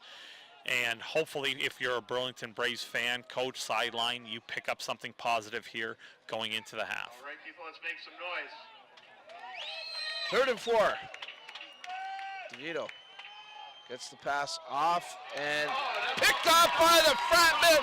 This may go all the way back for a touchdown. This is Nicoletti, number 6, down to the 30, 20, 15, inside the 10, and he's finally taken down. Jake Nicoletti with the pick. And just like that, now the Fratmen think touchdown here, buddy. Yeah, that looked eerily similar to a play that closed the old Candlestick Park in San Francisco last year, where there was a 3rd down type play, a defensive tip, a receiver loses a handle, and one of the defenders, in that case for the 49ers, was able to run it back. Jake Nicoletti ran a long way, and I guarantee you is disappointed because he had a lead blocker. Now, with 25 seconds left and the clock held until the snap, in this 1st and goal situation, plenty of time for the Fratmen to, not that the game isn't pretty much stamped in their direction, but to really treat the rest of this game as they're preparing for a bye. Yeah. 87-yard interception returned by Nicoletti. Lumley rolls to his left, and he's almost picked off as Tyler Small, number 5 of the Braves, gets his hands on that ball. And we're going to see Here's the replay Nicoletti here. interception again. And you see that DeVito makes a quick decision. He sets his feet. He's going to have a hook, but the defender's not ready for it. It's tipped, and Nicoletti is Johnny on the spot, and he keeps his balance, and he goes up the field. Now, I guarantee you, is upset because look at DeVito coming all the way down the field, and he's got Monahan with him leading the way. Monahan needs to stay focused on that one guy. There are 3 Fratmen there, and he still gets tripped up. Yep. That should have been a defensive score. Yep. Second and goal for the Fratmen at the Burlington 8. 19 seconds remaining in the quarter, in the half. This is Donkers. He gets inside the 5, maybe down to the 3. Yeah, it might be a little closer than that, and 2.5 yard line, and doesn't look like they're bringing out the field goal team. Nothing to lose here. I mean, one way or another, with either 3 points, the touchdown, you're probably going to run this all the way down and make it the last play of the half anyway, as Coach LaChance calls his final timeout. Yep. Call it a 4-yard gain, so they're going to say it's at the 4-yard line. And this will be the last play of the half. Coming up at halftime, we'll dissect the first half with our in-studio analyst, Joel Manerick. Becca Luden will be busy on the sidelines. She'll have some of the comments from the coaches. I think that those are all pretty obvious right now, but we'll still listen to what they have to say. And we'll get ready for second half action here. And now we get a time count violation against the Fratmen, which is usually a 5-yard penalty, but under 3 minutes, it's a loss of down unless it's third down, which amounts to a 10-yard penalty, which now might change the decision. Yeah. You might send your field goal unit out here. It doesn't look like they're going to. No, nothing going on right now at the AKO sideline, so Coach LaChance wants the end zone. Last play of the half, and it's going to go to the end zone, folks.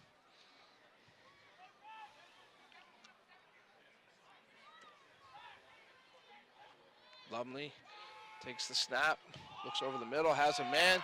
Touchdown, Fratman! Sean Shepard with the reception.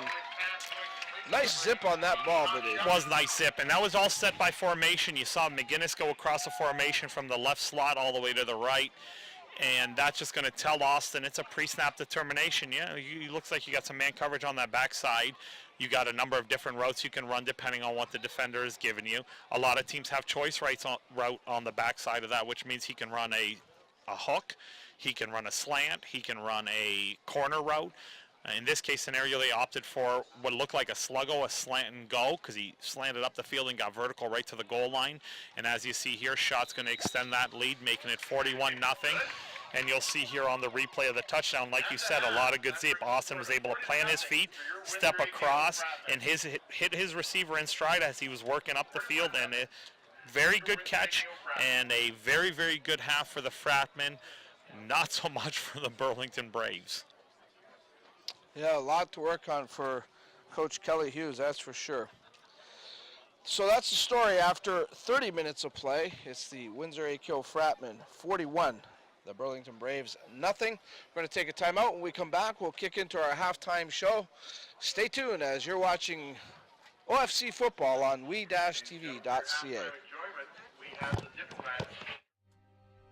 Like our champions, we know what it takes to win.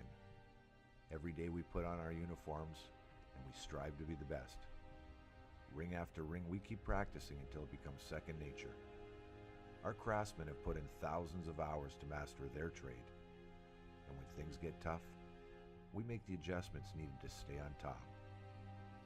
Baron Championship Rings. This is who we are. Adding new products or services to your brochure? Updating those drab business cards? Or looking to create a striking window display? In need of some screen-printed signs for that construction site or promotional campaign? Posters, vehicle wraps, and a whole lot more. At Angel Star Digital, our expert design and production team are ready to meet all your promotional needs. For samples of our work, check out our website at www.angelstardigital.com, or you can call us at 519-969-0712. That's 519-969-0712. The first kiss. She's thinking about a million things, like should I lean in or let him? Do I I close my eyes or open them? But for him, he's only thinking about one thing. Did she have peanut butter for lunch?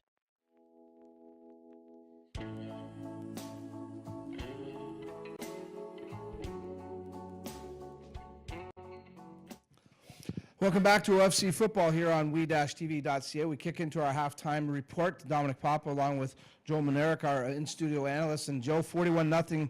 I did say AKO 40 points this game. I didn't think it would be a 41-point lead, though, that's for sure. I'm a little surprised maybe how soft Burlington has come out and played. Yeah, a little bit of softness and a little bit of undiscipline. They got a couple of penalties here and there. You've seen they're kicking off from their 30 or their 40-yard line after a touchdown. So those are things that are really killing Burlington in that first half. And I think their inability to move the ball early really cost them because it set up AKO a great field position starting at the 45.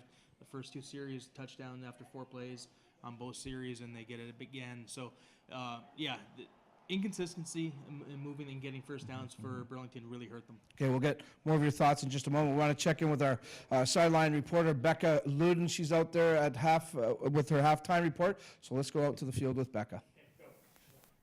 Thanks, Dom. I'm here with the defensive line coach, Chad Cassette of the AKO Fratmen. Now, fantastic first half for the Frat. So the defense obviously holding them to no points whatsoever. So what's that like for you as the defensive line coach? You know what? It's pretty exciting right now. We had a real good week of practice this week. Coach Princey, Coach O'Shaughnessy did a real good job at getting us together and making sure we didn't make the same mistakes we did last week. Last week we shot ourselves in the foot a lot. We made a lot of bad mistakes. We didn't capitalize on any opportunities. Today our main focus was not capitalizing on mistakes that they make, making the most of their opportunities, playing some mistake-free football. So all the boys are out there, they're playing real loose right now, and it's showing. We're playing real well today. Now Burlington kind of did start to get things in the second quarter. What do you guys need to do in order to keep them off again? I think it's really important that we just remember that just because we're ahead doesn't mean the game's over. We still got a lot of football to play. Coach O'Shaughnessy doesn't want to let up at all. He wants to get 40 points in the first half, 40 points in the second half. So we're going into half treating this game as 0-0, and we're going to come out going real strong in the second half.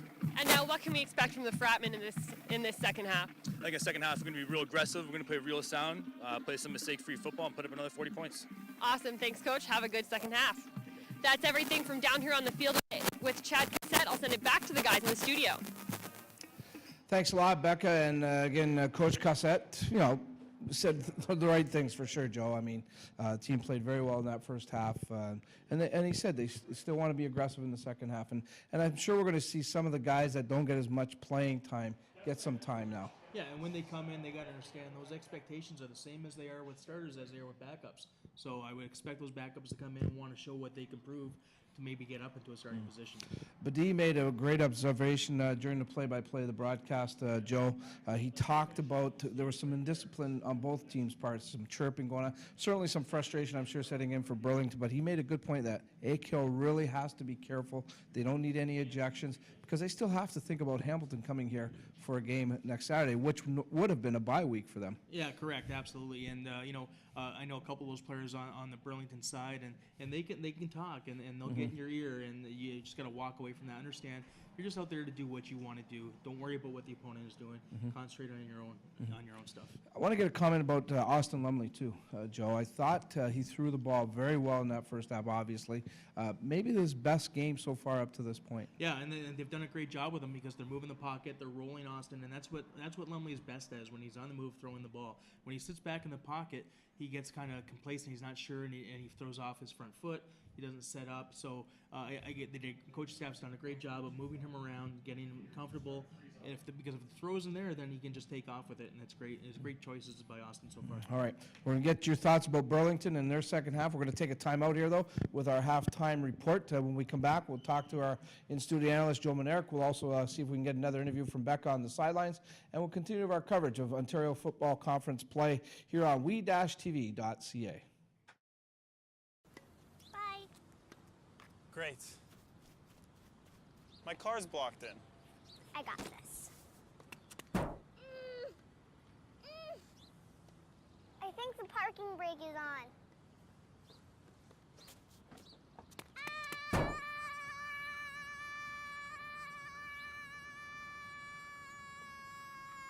Geez, what's in this thing? Rocks?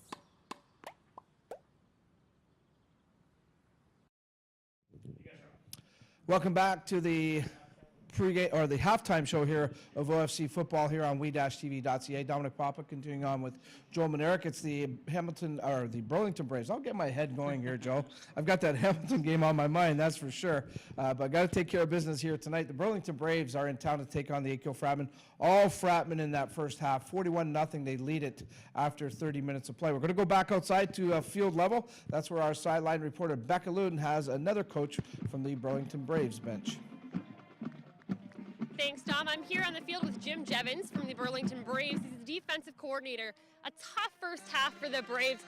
Now, the offense on the Frat is just storming through. Now, how can the defense from you guys help stop that run game from Brandon Donkers? We just have to match our intensity. They came out, guns firing. It seems like they know the kind of fronts we're going to throw at them. So, systemally, we're okay. We just gotta bring the heat in the second half and hopefully match what they're bringing forth already. Now, you have come back from a deficit before when you played the GTA Grizzlies. You were 17-0 at the half. This is a little bit of a deeper deficit for you guys. So do you think that could happen again here tonight? We're just looking one play at a time. You know, we want to get back to a point where we're respecting the way that we're playing football. Hopefully we earn some respect back from then. And if that goes well, hopefully by the end of it, it's a competitive game. All right, now finally, what can we expect from the Braves coming into this half? Hopefully some fight. We got to see some dogs, you know. Windsor's just come out and they're just bringing the lumber, so we got to match that and you know, like I said, earn some respect back. All right, thanks, Coach. Good luck in the second half. That's everything from down here on the field. We'll send it back to the studio with the guys. Very well said by the coach, I think, Joe. Thanks a lot, Becca. Great job. You know, the intensity. I thought that was a great point that the coach brought up, that they have to match the AKO intensity. And certainly in that first half, especially the first quarter, Joe, the intensity levels were night and day. And you could see that AKO was just much more ready, focused, and hungry compared to the Braves. No, absolutely. They came into this game really wanting to show what they had to do. They understand what happened last week with those 5 turnovers in that first half. We talked about in the pregame that I think they were going to come back and correct those mistakes, and they have in spades. Mm-hmm. So if you're Coach Kelly Hughes, though, what are you saying to your guys now? You're down 41-0. The game has huge implications. I mean, it might cost you the playoffs.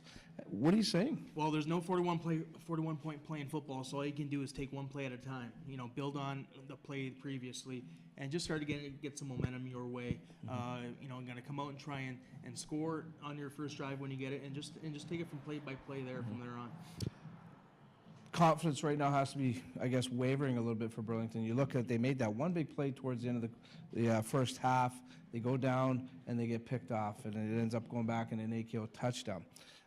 Certainly not the way anyone wanted that to happen for Burlington, but things like that have been the difference in this game. AKO is obviously firing on all cylinders. Is there anything that the coach Kelly Hughes can tell his guys and really make happen from the coaching standpoint to maybe take a little bit away from AKO and chip away, as you alluded to? Yeah, well, they had, as you alluded to, they had that long pass. They had a pass earlier in the first quarter. There was a long pass for their only first down in the first quarter. So they've had some success. They got to try and build on that and continue to do the things that worked for them in the first half and kind of stay away from the stuff that wasn't working. AKO's bringing a lot of heat on second down, second and long. So what they need to do is on first down, they need to get more than 5 yards and win that down. It sets them up and opens up their playbook for second down. Talk to me about Coach LaChance. What's he telling his guys at this point, Joe? It's got to be 0-0. You cannot look at the scoreboard at all. Even if you're going to change in bring in some backups, they have to understand that their expectation of play is the exact same as the starters. And if it's not, they should come out and bring the starter back in, because that's the way you instill that competitiveness amongst the backups, to know they're held to a high standard as well. Just because they don't get enough playing time as the first stringers, that they need to come back ready to play. Yeah, good point. That's the story after 30 minutes of play, as I mentioned.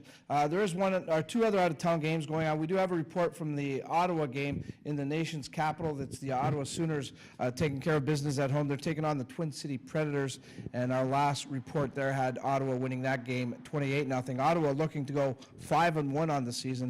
The Predators would fall to 1-5 if they do indeed lose that contest. The score here after the first half, it's the Windsor AKO Fratmen 41, the Burlington Braves nothing. We're going to take a timeout. When we come back, the kickoff and second half action.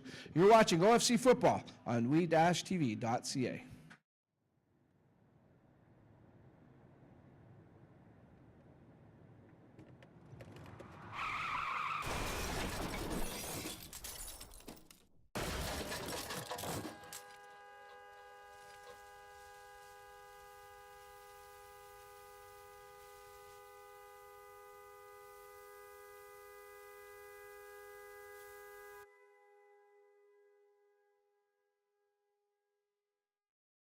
Aboriginal youth have a desire to create, learn, grow. No computer, no future. One laptop. One child at a time. One simple gesture. Give a kid a chance. Let's help give them the tools to succeed. Let's buy a child a laptop. Do yourself a favor. Go online, check it out. I got a laptop! Find out how you can help. Visit the website today.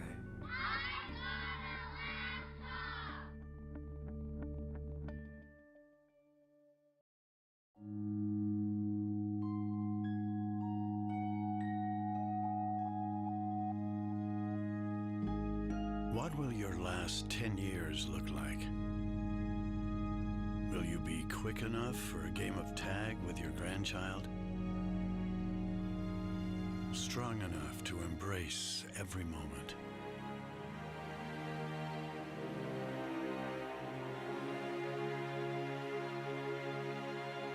Will you grow old with vitality? Or get old with disease?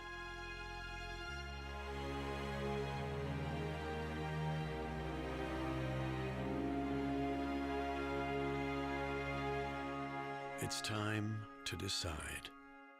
The average Canadian will spend their last 10 years in sickness. Change your future at makehealthlast.ca.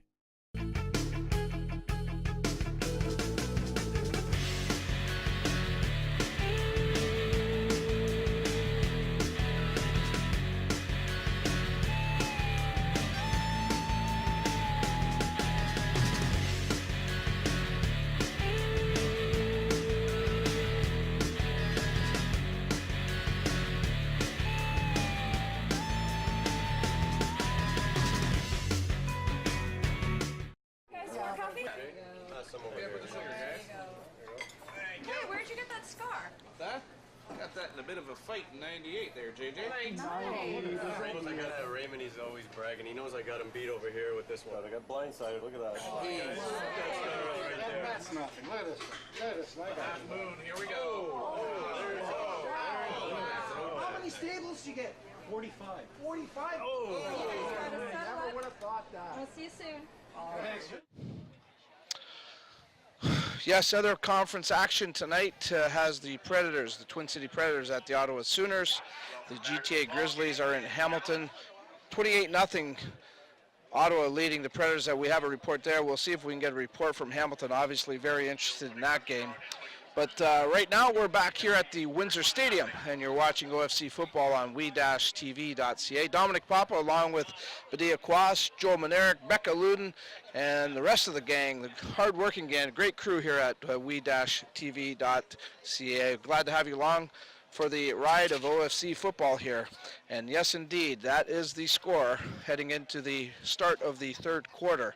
The Fratmen have dominated this game right from the get-go, and they are full value for that 41-0 score. Burlington will be kicking off to the Fratmen to start this second half. And as Joe said in the halftime report, Bidi, for Burlington, let's go play at a time. Let's try to chip away and see if we can make something somewhat respectful out of this game. Yeah, if you're the Burlington Braves, just win the half. Don't look at the game score right now. Win the half.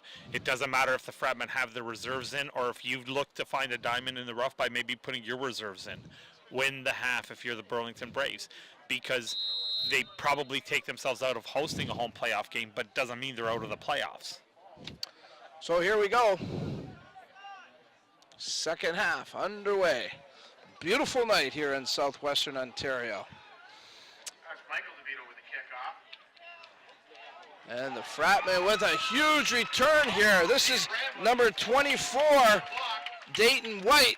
He's still up. White all the way down inside the Burlington 5-yard line. That is not what the Braves needed to see. We do have a flag on the field. It's right at the midfield stripe. Oftentimes that's an alignment issue. I don't know who it is, because if it was offsides against Burlington, it would probably be closer to the 45, but it looks like there was some sort of penalty, a hold, a block in the back or something, which looks like it's going to bring this back a significant amount of yards. Wow. It is a costly penalty, Badi, but under the circumstances, I guess you don't. It's not as severe. Yeah, it was a hold, and it was thrown pretty early, which is why the flag was at the midfield stripe, which means they'll go right back to where the ball carrier was at the point of the hold, and they'll move it back 10 yards from there, which now, instead of being end goal to go, you are inside your own 20, and it looks like it is actually marked at the 15-yard line. Yep. That is indeed where it is. 1st and 10, Frat. At their own 15, they lead it convincingly, 41-0.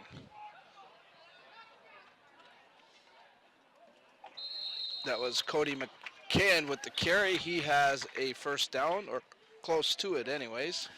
My guess is Donker's night is done, Yeah. but we do have a hold, which is going to back this up. So negate that long run by McCann, as the substitutions, at least in the backfield, are Darubis is at fullback now, and McCann is the feature back. And this halfway to the goal line, which means it's going to be a first and about 17 yards from the 7-yard line, 7.5-yard line. So the Fratmen shooting themselves in the foot a little bit here, Badi. Yeah, they just run that lead to the left. I wouldn't be surprised if they tried it to the right here and see if they can pick up that many yards. That was McCann again, I believe. Check that. Darubis, I believe it was 33 rather than 23. Bryson Darubis, you're right. They tried the trap. Unfortunately, he ran outside the kick. If he keeps that tighter to the center's left butt cheek, he might have found a little more real estate north and south. He went sideways a little bit. Picked up about, I'd say, 5 yards, maybe 6 yards, making it 2nd and 11 or so. Also, Andrew Downer is now the cornerback for the Fratmen, Badi, number 14. So everyone getting some playing time tonight. Downer, a couple steps back. He's going to launch one. Flag on the play. Pass was behind the intended receiver. Yeah, likely illegal contact, and I love the way Downer climbed in the pocket there. Downer's not the mobile quarterback that you see from Austin, but the indication is illegal contact against the defense, which is going to give the Fratmen, I believe, a first down. No, sorry, it's because they were 2nd and 11. They're going to give them 10 yards. It's going to become 2nd down and 1. And the Fratmen obviously in more manageable position. But like you said, Downer is in the quarterback. And what you'll notice with him is his eyes will stay down the field, but from the pocket.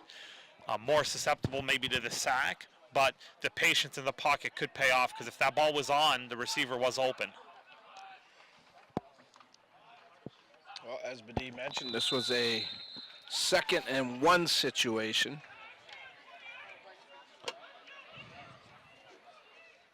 And it looks like the Fratmen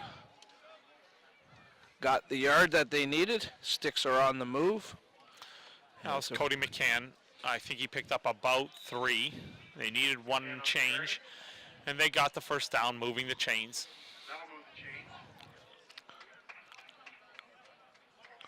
First and 10, AKL. Downer's getting wrapped up, and that'll be the end of that play. Getting to the quarterback was Clark Thornhill, number 24. Yeah, and that's one of the things. As you saw, Andrew Downer stepped up into the pocket, and he has to trust and be confident that his offensive line are going to sustain that. Now, it looked like there was a linebacker, the middle linebacker, number 24, who worked his way into the backfield.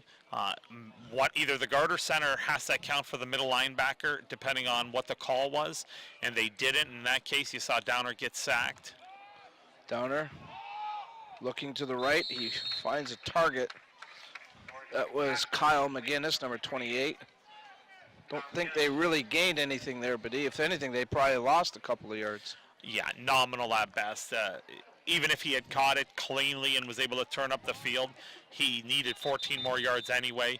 As you see, we have a Burlington Brave down. The referee's indicating for the Burlington sideline to head up. This is the first time we've had to actually see a medic for the Braves run all the way out to the field, which is a good sign. At this point in time for both teams, you want to see maybe 2 or 3 things come out of this in a positive. Number one, you want to see your team compete. It doesn't matter who, and I heard part of the halftime report that it was Joe, and that's number 24, the linebacker who made the sack earlier, who is hobbling off the field. Yeah, Clark Thornhill. Yeah. So you want to see your team compete, regardless if it's your first string, second string, any of the backups. You want to see them compete.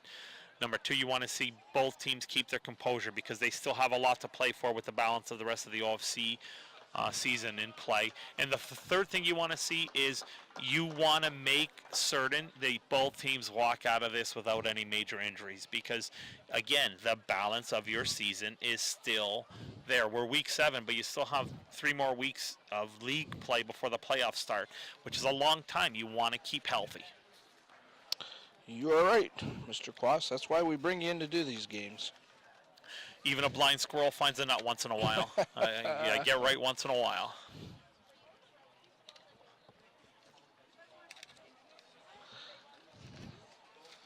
So a little bit of a delay here with the injury and getting some things sorted out, but we're set to go again. And Steve Schatz into the game to punt for the Fratmen. I believe it's only his second punt, but I think. It's handled by A.J. Jack. Jack with a nice return and tripped up at the, looks like about the AKO 35, maybe the 34. So good return by the speedster Jack, and Burlington with good field position to start this offensive series, down 41-0, 11:20 to go here in the third quarter. Yep, and it looked like Schott outkicked his coverage because he had a boomer. Jack did a nice job of getting underneath and making sure he handled it cleanly in the air. The only mistake would be if the ball was kicked between the hashes. It gave him free range just to get up there, picked up a lot of momentum going forward, and like you said, has set up the Burlington Braves in great field position. DeVito remains as the quarterback. He hands off to McFarland. McFarland picks up 5 or 6. Just a straight power play and bring a guy from the backside lead up. McFarland's going to try to lean on some of the linemen up front. This is what I would have expected to see a little bit more from the Braves earlier. That's a positive play, 4.5 yards. It's a good play to set you up on second down. You can still go to that play again if you're confident that you can get another 4.5 and then run it a third time if you have to. But there hasn't been any kind of rhythm in their offense, something that I know plagued the Fratmen earlier in the season. 2nd and 5 for the Braves, they're calling it. They're at the AKO 30-yard line. DeVito right under center. Lone back was McFarland, and again mishandled in the backfield, and I think AKO has recovered another fumble. Yeah, we'll have to wait in the call. There was some shifting going on, and the indication is a Fratman recovery, and the Fratmen have made them pay. You saw DeVito signal to his tight end to shift, move him to the other side, move the offensive lineman on, and then all of a sudden he turns in the backfield and he runs into that same shifted player, and before you know it, the ball's on the carpet and the Fratmen make them create a turnover at the 35-yard line. So it's not raining here in Windsor, but it's pouring for the Burlington Braves. It's pouring on the Braves, yes. It sure is. They're thinking they're going through a brutal storm tonight. Yeah, no doubt.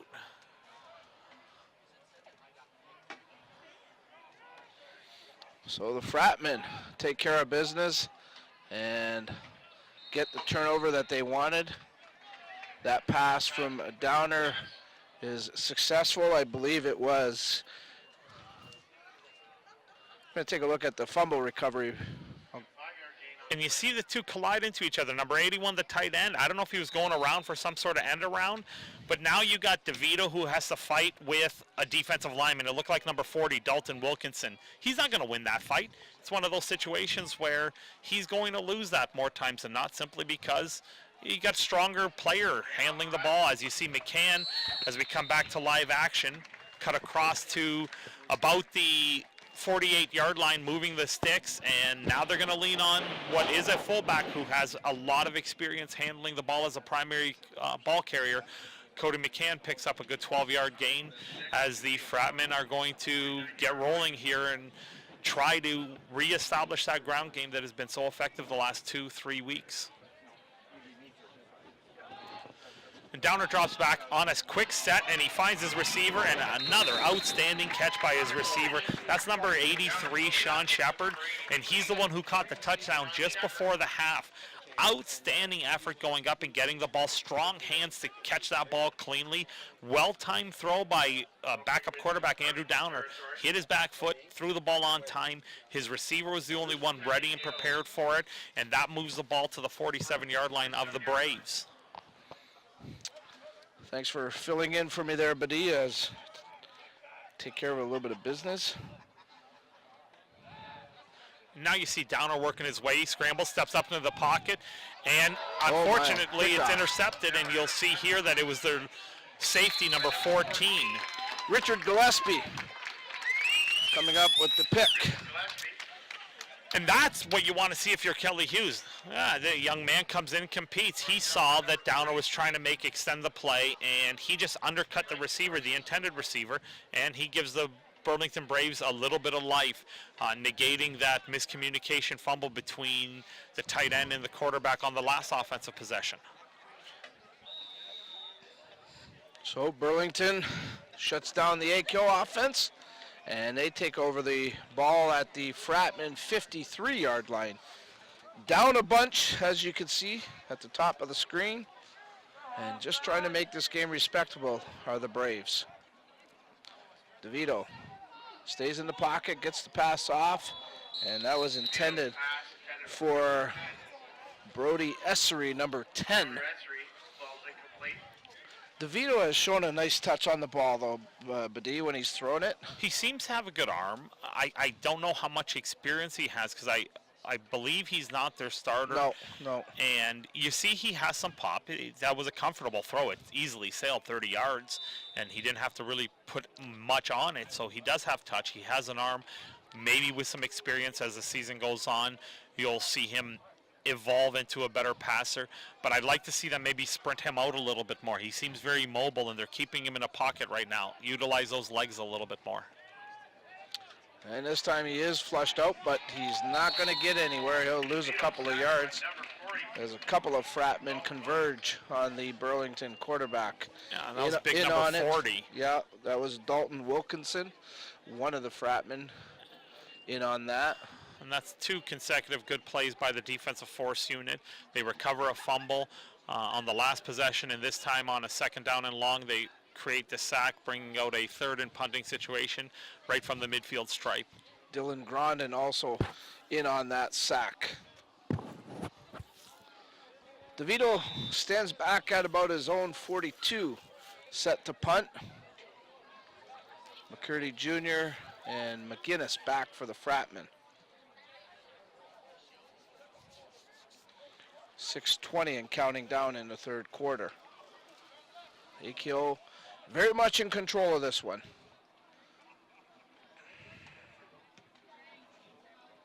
Low line punt. This is going to be McCurdy.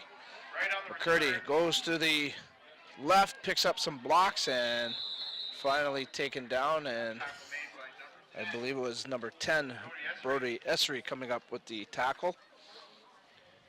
So now let's see if the Fratmen can get back to the rhythm they found early in the game. That first quarter was just awesome for them. Didn't matter what they did, throw or run. They were very, very successful. If they can find that balance again, quick hitters, maybe a couple bootlegs, and put them in a situation where their running game is making it second and manageable. See if they can amass a nice drive here with a backup quarterback, backup fullback, and your backup tailback, who's your starting fullback.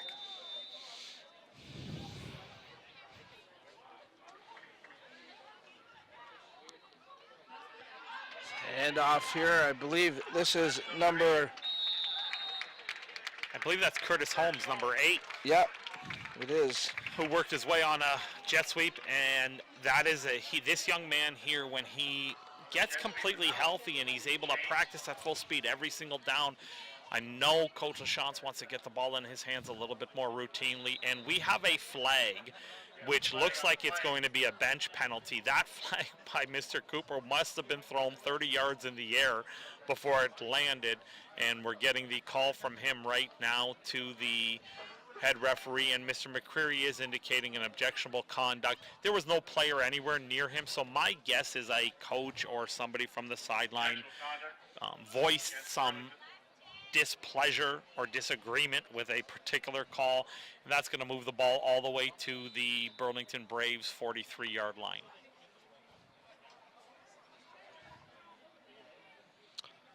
So, the Braves don't need to be helping the Fratmen any here, but No, not at all. oh wow, that was a little strange.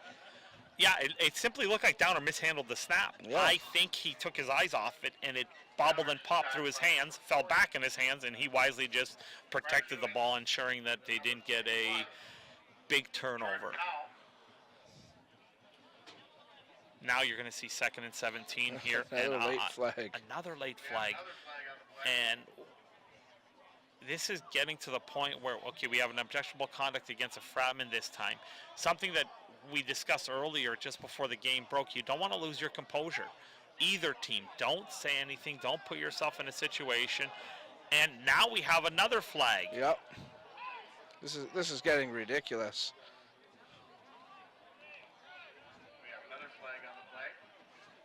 Wow, this is going to get peculiar. I know there's a couple backups, and I see that you have a backup center in the game. It looks like they're going to go to another offensive lineman. This ball, which was started at the 43-yard line Of Burlington. Has now moved all the way back to the AKO Fratmen. 30. Three successive objectionable conducts against the Fratmen. Must have been chirping, must have been saying something that is inappropriate, and I know it looks like Coach LaChance is asking for an explanation as to what's going on. The play stood as a loss as it is, and then you go 30 yards back, and now it's I don't have a play for this. Yeah, this was the play that was just before all of the penalties. There you can see, yeah, Downer just didn't take the ball well and almost lost it. Yeah, and it is a new center in. Trinier is in, who replaces Murrison. And I will say this, Trinier does have a little bit more zip on his snap than Murrison. And maybe Downer just was not prepared for one with as much heat, because it slipped right through his hands, popped up. And there's two substitutions on the offensive line. So you got 3 guys now out.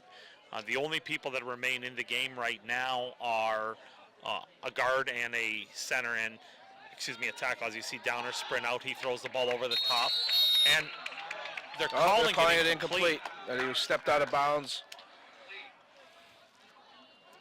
Pass was hauled in by Sean Shepard, who has a touchdown tonight. And I am impressed with this young man.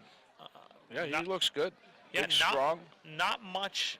I don't know much about him, to be honest. He wasn't somebody on the radar even a couple of weeks ago, and now all of a sudden he has made 2 or 3 real nice plays, and he seems like a very, very good player moving forward, which just adds to a very, very deep and talented receiving core.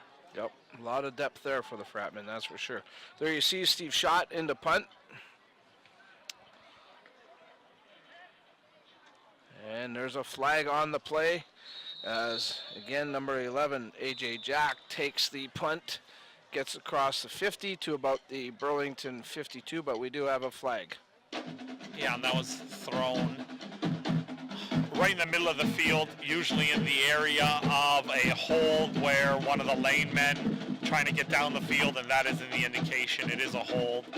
So that'll back them up a little further, forcing the Burlington Braves to start just a little deeper in their own end.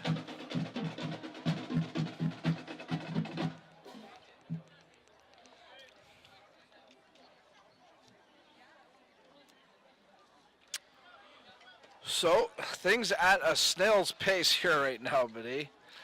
Flags all over the place. Not much going on. Back and forth field position because of penalties more than anything. And this time I might give that advice that I would have suggested to Coach Hughes. I'd pass that on to Coach LaChance. Take a timeout. You're not looking to save timeouts right now. Use it. Get your team focused. Get them ready. Remind them what's at stake here. Do not lose your composure. This is McFarland. He picks up maybe 2. Yeah, good job by the defense. Interior of the defensive line did a nice job of not giving up any ground, and you saw it look like Slickhorn come sliding all the way down from his defensive end position to wrap him up, bringing up a 2nd and long situation for the Burlington Braves, which if you're Coach Hughes right now, you're probably at least pleased with the fact that you haven't taken a bunch of penalties yet. You haven't made a costly mistake yet. I know they turned the ball over, but his guys are still competing, so that's a good sign for the Braves moving forward. 2nd and 8 for the Braves. Just over 3 to go here in a very slow 3rd quarter. DeVito airing one out, has a big target there in number 11 again, A.J. Jack, and good coverage by the Fratmen as they were step for step with the Burlington receiver. Yeah, that was real good coverage, and if you're Burlington, why not? The only sign of life has been Jack. He's been the only one who's been consistent on special teams, and when the ball has been in his hands, he has made some good plays. And fortunately for us, we've had 2 successive plays without a penalty. So the game has advanced from snail pace to maybe just a little faster, and we'll hopefully see the second half go by without any more, without any more interruptions. I'm not ashamed to say it. 41-0. This game's over. And, again, I'd like to see some good football to finish this off. Yeah, if you're the Fratmen, you have more to lose as there are 2 flags instantly. Yep.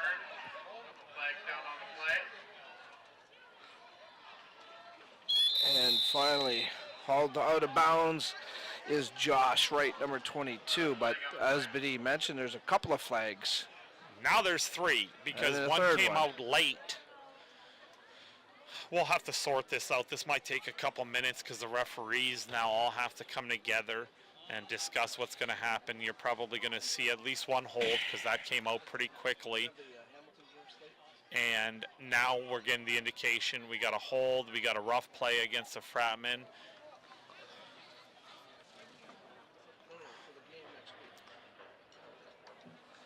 Well, while we have a little bit of time, let's look ahead here a bit, Badi. We'll be back here at the Windsor Stadium next week. This is the continuation of the September 20th game between the Hamilton Hurricanes and the AKO Fratmen, and it could be a game with a lot of meaning. It will be a game with a lot of meaning. Hamilton will pick up the game leading 12-0 with about 5:03 remaining in the 2nd quarter. And that's where we will pick up the action here on We-TV. Hope you can join us for that. Yeah, based on those standings, the way it looks right now, and I'm just playing the numbers in my head, if Hamilton holds on, wins, finishes that game off next week, they go to 2nd place because Ottawa has a tiebreaker with Hamilton, and that means the Fratmen fall to 3rd, which means they would have to meet for a 3rd time in the first round of the playoffs, but Windsor would have to go to Hamilton. If the Fratmen win, the Fratmen jump all the way to 1st. Hamilton drops to 3rd, and Ottawa remains at 2nd, which means now Hamilton has to go to Ottawa, and Windsor will likely get, my guess is it's either these Burlington Braves once again, or the London Beefeaters. Or the London Beefeaters, who in a couple weeks' time, AKO has to go to London. Yeah, they go to London, actually. The Fratmen go to London October 11th after the October 4th game. And Windsor then will finish off with the Twin City Predators on the 18th. So that's their last 2 remaining games after the Hamilton conclusion. So, again, the game is huge importance to AKO, obviously. They have to find a way to, 1, get back in the game, and 2, put a victory together. Yeah, and just to give our viewers a quick little synopsis, the 5 turnovers plagued the Fratmen. They are down 12-0. The only good news for the Fratmen going into that game is the Hamilton Hurricanes are going to be set 1st and goal from their own 1 or 2 yard line. And if the Fratmen defense can actually hold and set, you'd likely see a safety conceded. If you can do that and then you end up with decent field position, you might be able to score, as we see a conference here with Kelly Hughes and the referees. Yeah, he looks very frustrated, but he's a frustrated coach. Yeah. And that's the second one of the game that's of significant length. And if I had to guess, he's overly concerned with the fact of the chippiness, which we have now seen multiple flags, and he's now calling on the referees to throw somebody out. And now you're going to see the referees go to Coach Lachance because he's wondering, why are we delaying this game so much longer? It's 41-0. What's he have to talk about at this point in the game that couldn't have been addressed afterwards? Yeah, this is not good for the fans here. This is not good for our viewers. And just to the right of our screen, Austin Lumley, there's no chance he's going in. He's holding in a his street clipboard. clothes. He's in street clothes. He is definitely not going That's him in. to the right of the screen there. So the backup quarterback right now, I believe, would be a Massey product, Brandon Miriam, should Downer go down. And as Buddy mentioned, Brandon Donkers has not played at all. He didn't play. He didn't even finish the second quarter. I don't believe we didn't see him in the last couple of offensive series. Yeah, not the last few, that's for sure. And I mean, they're definitely going to try to save his legs. And you see Shepard here again. That slant pass again, Shepard, a nice big target for his quarterback, Andrew Downer. Almost every offensive system has one sort of like X play, they call it, where one receiver does a wheel, the other one slants back underneath, and that's exactly what happened. Inside receiver did an outgoing and upgoing route, and the outside receiver slanted back underneath. Downer on time, caught him in stride, and now the Fratmen are set up outside the shadows of their goalpost. He went to the well a little too much there because he eyeballed Shepard the entire time here. And this time you get a linebacker who realized I better extend out to that hook curl area where that slant is working to, and that's exactly what happened. That actually should have been an interception with the opportunity possibly to return it for a touchdown as we bring up a 2nd and long with 1:40 counting in this third quarter.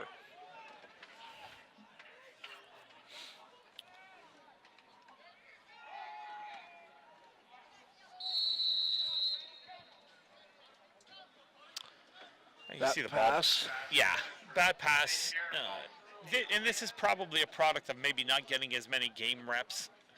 It looked like it was calling for a little bit more of an extended sprint out. And Downer sets up and tries to throw a pass. I don't want to necessarily say it was a terrible pass. Sometimes you throw it low intentionally to protect your receiver.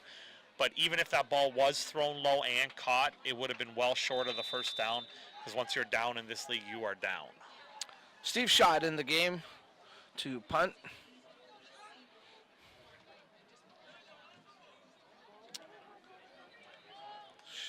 Takes an AKO roll. There's a flags already on the field. 2 flags down. I can call this one for you right now. Too many men on the field for the Burlington Braves, and that illegal substitution is going to give the Fratmen a first down with the illegal substitution. Wow. They had 13 men. I saw it right away. Unquestionably, they had 13 men, and the referees, that's the only time you'll see a thrown immediately. Yep. And a few Grey Cup fans, if you're a Saskatchewan fan, you remember might remember that, where Montreal got Yep. that second opportunity to kick the game-winning field goal, and those flags came up immediately. And that's exactly what the case was. 13 men on the field. That is a 10-yard penalty for the illegal substitution, and that should give the Fratmen a first down. Burlington will have a long, quiet bus ride home, I'm sure. Yeah. A lot to think about. Well, actually, I would, if I'm the coach, I would try to suggest don't think about this. Let's get forward. Yeah. Let's get forward thinking. Put it behind you. And every now and then you're going to have one of these games. It's never going to be a perfect season. Very few teams have that opportunity. Well, talk about big games. Burlington's at home next week, Buddy, and they're taking on the London Beefeaters.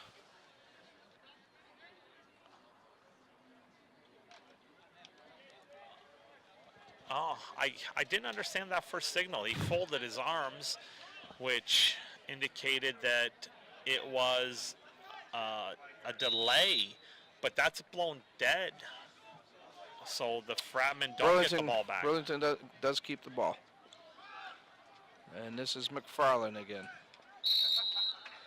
And he picks up 4 yards, maybe 5.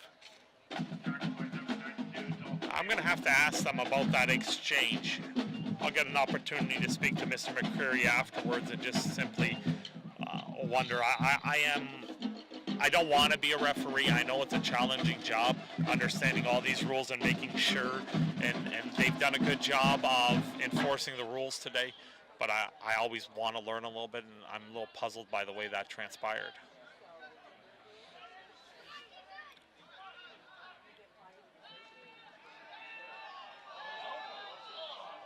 That pass intended to Schwan Clarkson, number 79. New quarterback in the game, it's Kyle Sewell, number 16 for the Braves.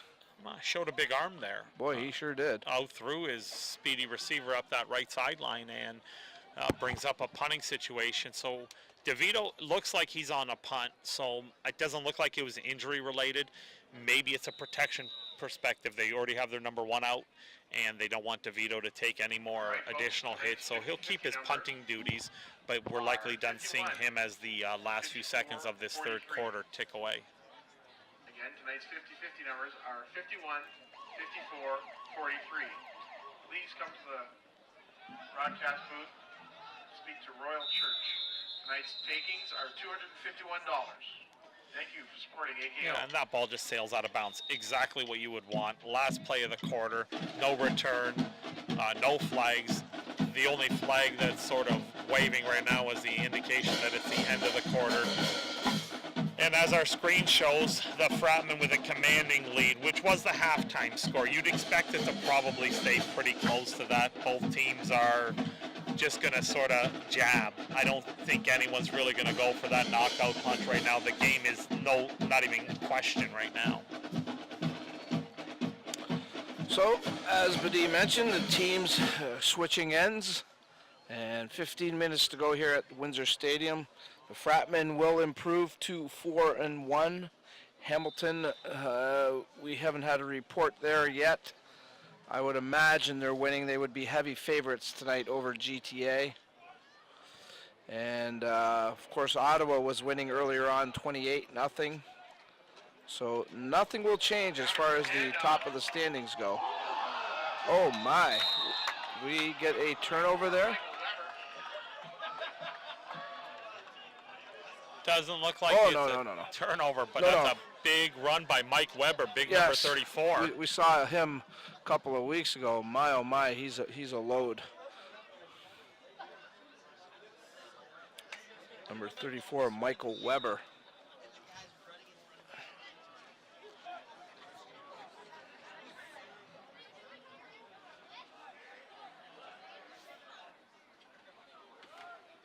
Here's Weber again. And takes 3 or 4 Braves to haul him down. He picks up a couple of yards. Let's quickly check in with Becca. She's got some information for us. Becca? Thanks, Dom. I'm here on the sidelines. Now, the AKO Fratmen were getting a little rattled there after Amina Busafeo was ejected from the game, but Coach Mike Morency made sure to quickly put them back in line so they're back down to their regular pumped-up state. As for the other games in the OFC tonight, Ottawa's up 44-0 over the Predators, and that's near the end of the fourth. As for Hamilton, they're currently leading 33-7 over the GTA Grizzlies, and that's within the third quarter. That's everything from down here on the field. I'm going to send it back up to Dom in the booth. Thanks a lot, Becca. Great information. And the time you saw Curtis Holmes with the carry, the Fratmen come up short for the yardage needed for the first down. But everything's status quo as far as the OFC goes, Badi. Ottawa will improve to 5-1. Hamilton will be 4-1. AKO will be 4-1. Yeah, and a little peculiar report. I didn't think there was an ejection, but we did hear that Ahmed Abu Safea was ejected.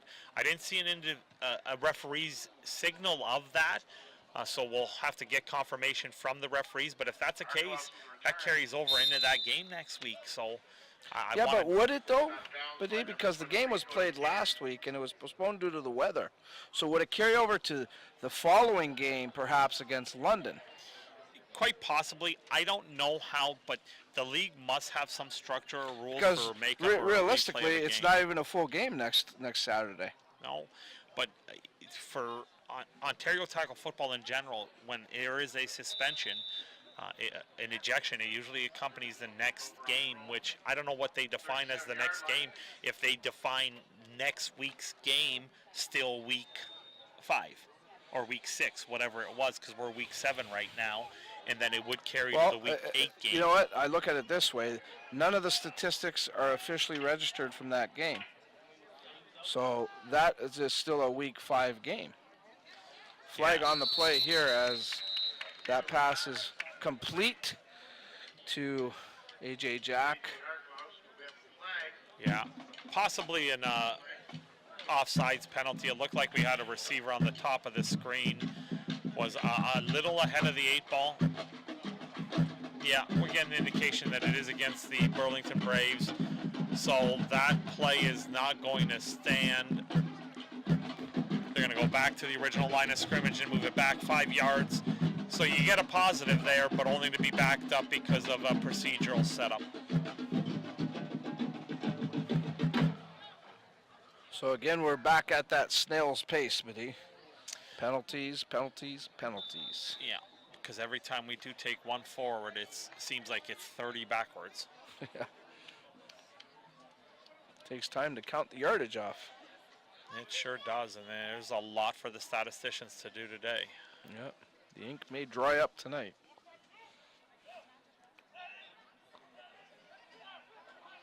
Sewell takes the snap, quick hitch pass. That was a long hitch pass. Long hitch pass. The receiver was set pretty much at the numbers, and we're on the right hash, so he had to throw that 40 yards across the field to maybe pick up a half yard, and where it's spotted right now, that's about all they got. And just, I don't, to me, that's such a long pass your blockers can't sustain for that long. Throw that to the boundary side.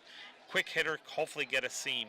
That long hitch all the way to the numbers like that, more trouble than anything, because it usually gets jumped and picked the other way.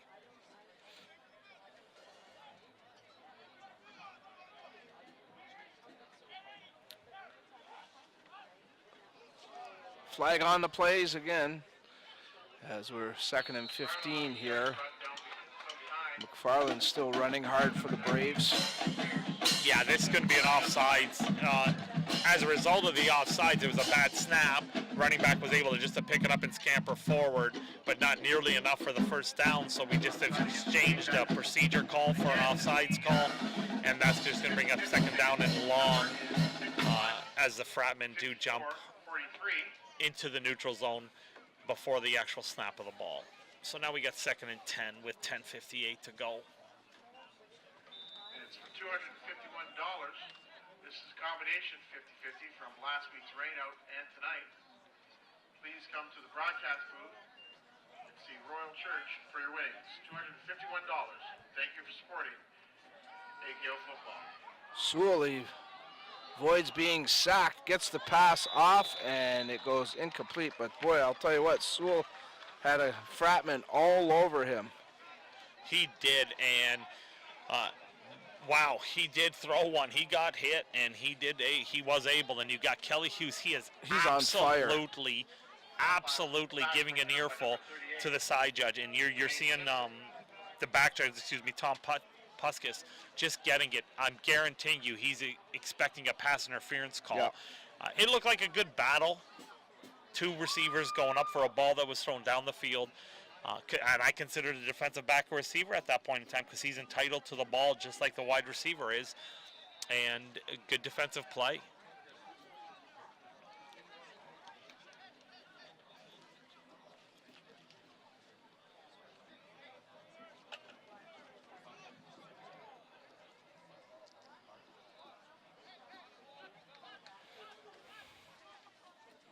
So punt situation for the Braves, as Badi mentions. Just over 10 minutes to go in this one, and it cannot move quick enough, I'll tell you.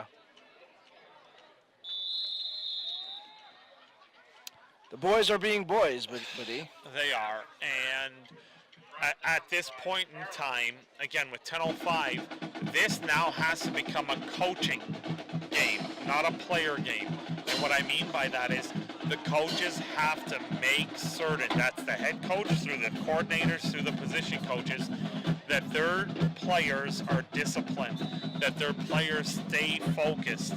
Make sure that you put your guys in a spot to succeed. Because only bad things can happen with under 10 minutes left in a 41-0 game. Only bad things can happen. Nothing good can come out of it. So you have to make sure that these guys stay balanced and stay comfortable.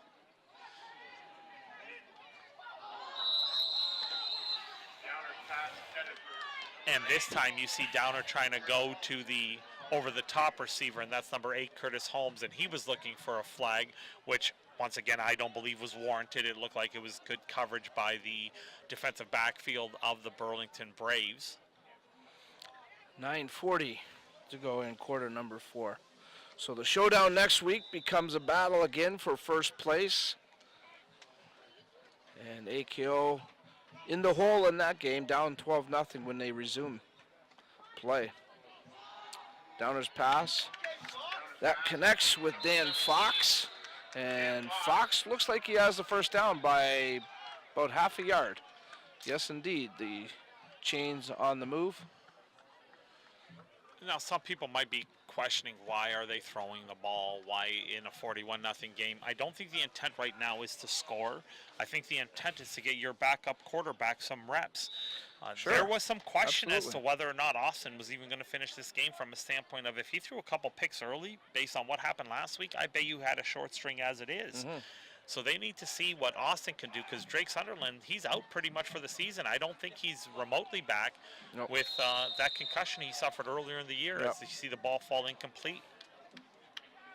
Yeah, that's a good point, Buddy. And yeah, I think it's some of the players again that don't get a chance to get into the games are running the plays. It's I'm not going to say it's like a practice or a scrimmage, but it's giving them game action, and they're going to treat it as such. Unquestionably, you Need got to your gain that experience. Yeah, you get your backup offensive lineman in. You want to find out what they're doing. You only dress 7 or 8. Looks like they dressed 8 this week, so all 3 backups are in. You want to let them compete a little bit. You want to let your quarterback find the ball. Throw the ball as you see that one fall incomplete a little bit too, with a little bit of pressure there. So that's going to bring up a 3rd down and punting situation. 7:50, the clock counting down. So moving forward, if you're the Burlington Braves, you have to regroup. Again, get this game out of your head. Put yourself in a situation where Their biggest game of the season is next week now, Buddy. Absolutely. With London, that's basically a playoff game. That's right. Steve Schott there, as you can see, set to punt, standing at his own 45. Boy, did he ever get a good leg into that. Nice height. Bobbled for a second there by A.J. Jack. Jack now gets a couple of blocks. Tell you what, I'll say one thing about A.J. Jack. He doesn't stop working, Buddy. He doesn't, and he's been the lone spark all game long. He really has. For the Burlington Braves. And like you said, for these Burlington Braves, they're going to need A.J. Jack to continue that to what amounts to be a playoff game next week for between the London Beefeaters and the Burlington Braves for their last playoff spot in the OFC. Because all that it amounts to right now is the order of the top 3 is yet to be determined. Is it going to be the Fratmen 1 with the Ottawa Sooners 2 and the Hamilton Hurricanes 3?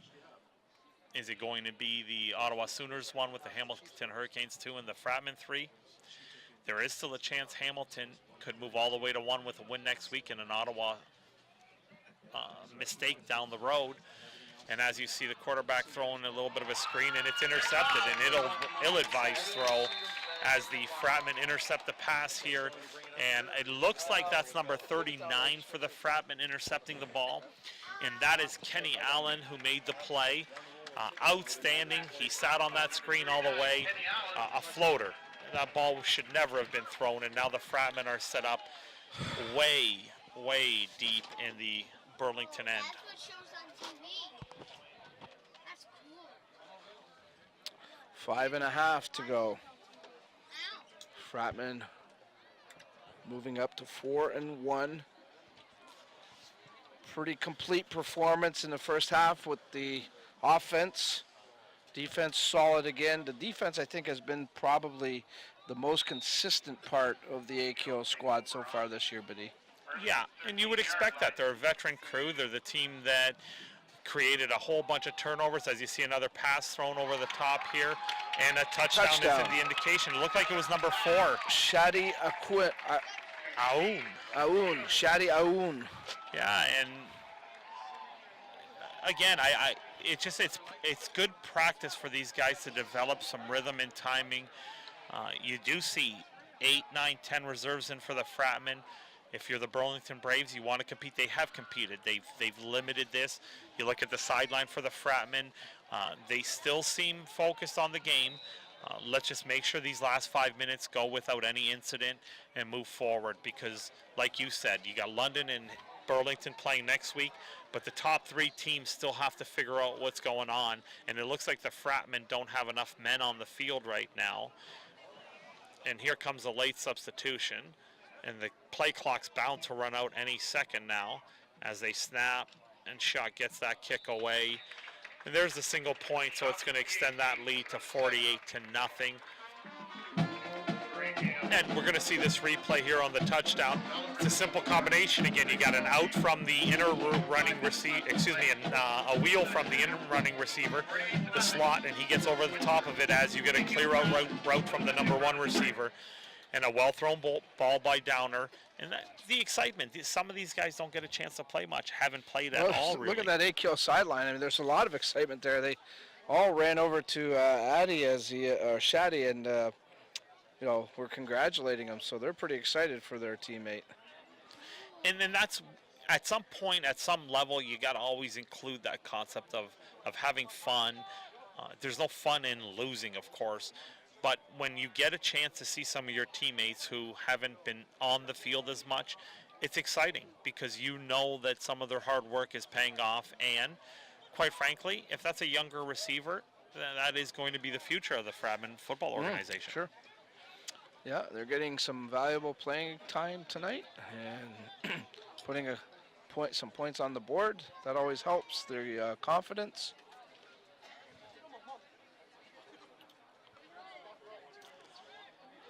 A lot of the AKO fans now starting to file out of the Windsor Stadium. Here's Shot's kickoff. And this is going to be Jack at his own 10-yard line to the 20. And he's taken down at about the 23. Yeah, they are playing with fire, and you see Jack looks like he's real slow to get up. He has been taking some hits on those returns. And the one thing is, they might be playing with fire kicking to him, but they're treating this as a special team session. Very rarely do you get a chance to execute live special teams plays in practice. It's too dangerous. Even the NFL is contemplating eliminating the kickoff because of the violent collisions, because of the speed down the field. Well, they have basically. I mean, the kicks are from the 35, and all those NFL kickers are putting it into the end zone. There's very rarely a run back anymore. So absolutely, it's just a matter of time. What I'd like to see them do, and it's funny you mentioned that, Biddy, because we're at the last Detroit Lions game, and there was a safety. And, of course, you punt the ball after safety. And I thought, you know what, maybe they should have a punt instead of a kickoff, something along that lines like a safety. Because you're taking out a very exciting element of the game. Yeah, but I understand about the safety of the players and things like that. I just feel that if you do punt the ball, you're never going to get a return because the kickers are so good. That ball's going to have a hang time. It's going to be a fair catch every I think, time. Again, it just depends on where you're punting from. You're right about the hang time and everything, but... And not to mention, there's just one other element to it.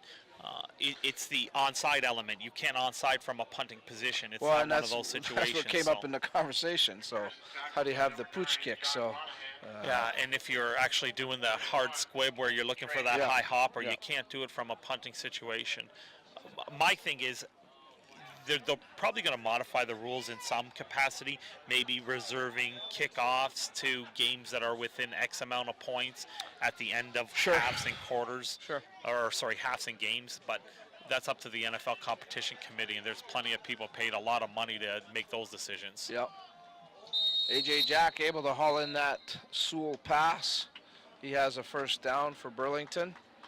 Sewell's pass is complete. Number 11. Good, real good catch. And they look like the ball may have even been tipped, and Jack was able to corral that in and give himself another first down.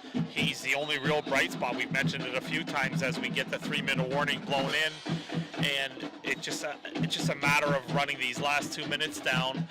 But Jack, he's one of the few that he's been leading by quiet example. I don't think he's chirped or taken a penalty or even signaled for a first down. He's just caught the ball, gotten up, and went back to the line as he's limping to the line now.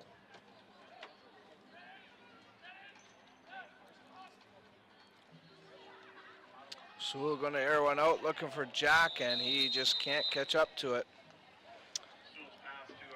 And you see the pile at the legs of the feet of the quarterback.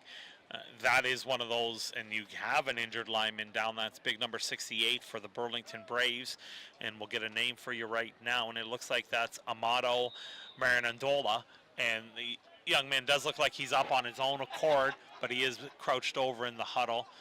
It looks like a right ankle. Yeah, he's going to tough it out.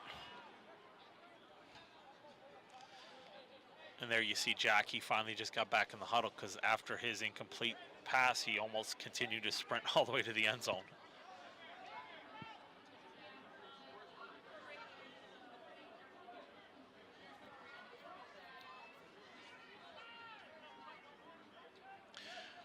So now you see a whole new defensive force unit in for the Fratmen, which has been like this for most of the second half. And Sewell's under pressure. We have a flag, and Sewell breaks out of this. Well, it's kind of like a lateral almost. Yeah, he flipped it Just to the running back. And that was McFarland, right? Number 6 who handled the ball.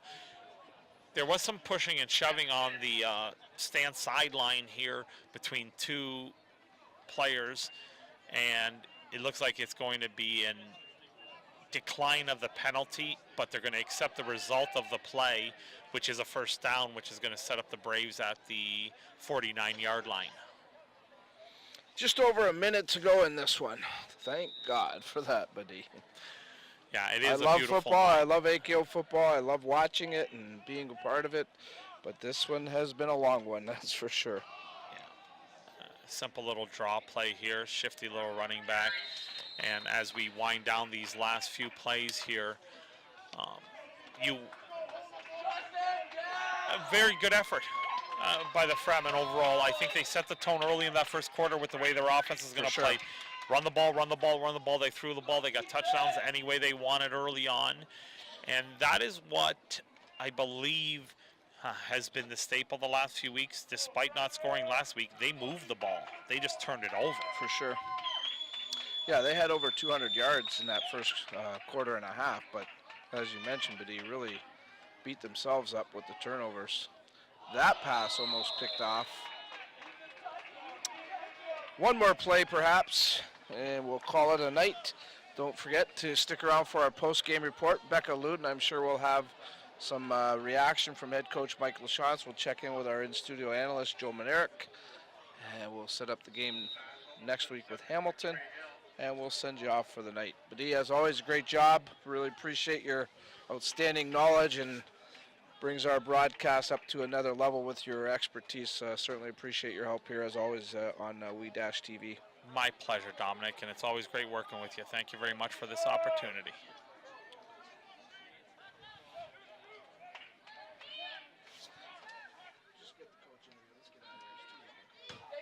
That pass complete to Brody Essery, and that's it. The siren goes. The game is complete. I think Badie said it best earlier. Fratmen really won this game early on in the contest, and just took care of business throughout the evening, so a pretty complete performance. Fratmen now improved to 4-1. So that's going to be this end of things.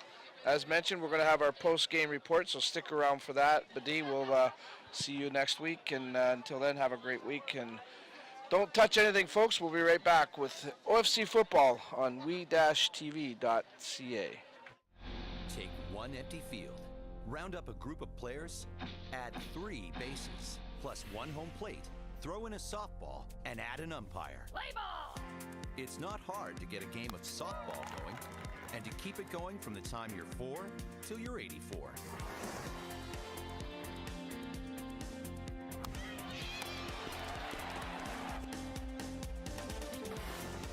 Softball. Get in the game. 1 out of 7 children across Canada are at risk of going to school on an empty stomach. That's why Breakfast Club of Canada provides a healthy breakfast to school kids nationwide every day, which can help to build a bright future for Canada's children. But there are still many more children who need our help. So please help us provide breakfast to the children who need it. Donate now on our new giving platform, ICanGoWithout.com, and visit breakfastclubcanada.org for more information. Rachel, I never realized that your mother suffered from lupus. Yeah, it is a chronic disease, and I've seen my mom go through long-term remissions, and then I've seen her almost die. So I really hope they can find a cure so other people don't have to go through this. There are more than 50,000 Canadians living with lupus, and this number increases each year. To learn more about lupus and how you can help, go to lupuscanada.org. Welcome back to Windsor Stadium, our post-game report here on we-tv.ca. OFC football, the Windsor AKO Fratmen improved to 4-1, a romp over the Burlington Braves, 48-0. Before we get to our in-studio analyst, Joe Manerick, we're going to go right back out to the field. That's where we have our Becca Luden, and she's got the head coach, Mike LaChance. Becca?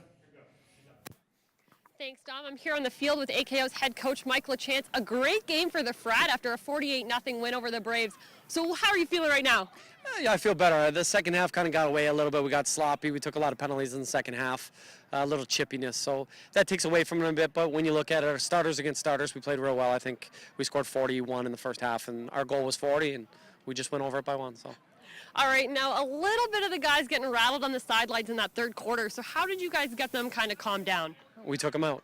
So I mean, they got, you know what, we got 3 penalties on 1 play, and we were arguing with each other in the huddle, and that's obviously not what you want. But guys are competitive.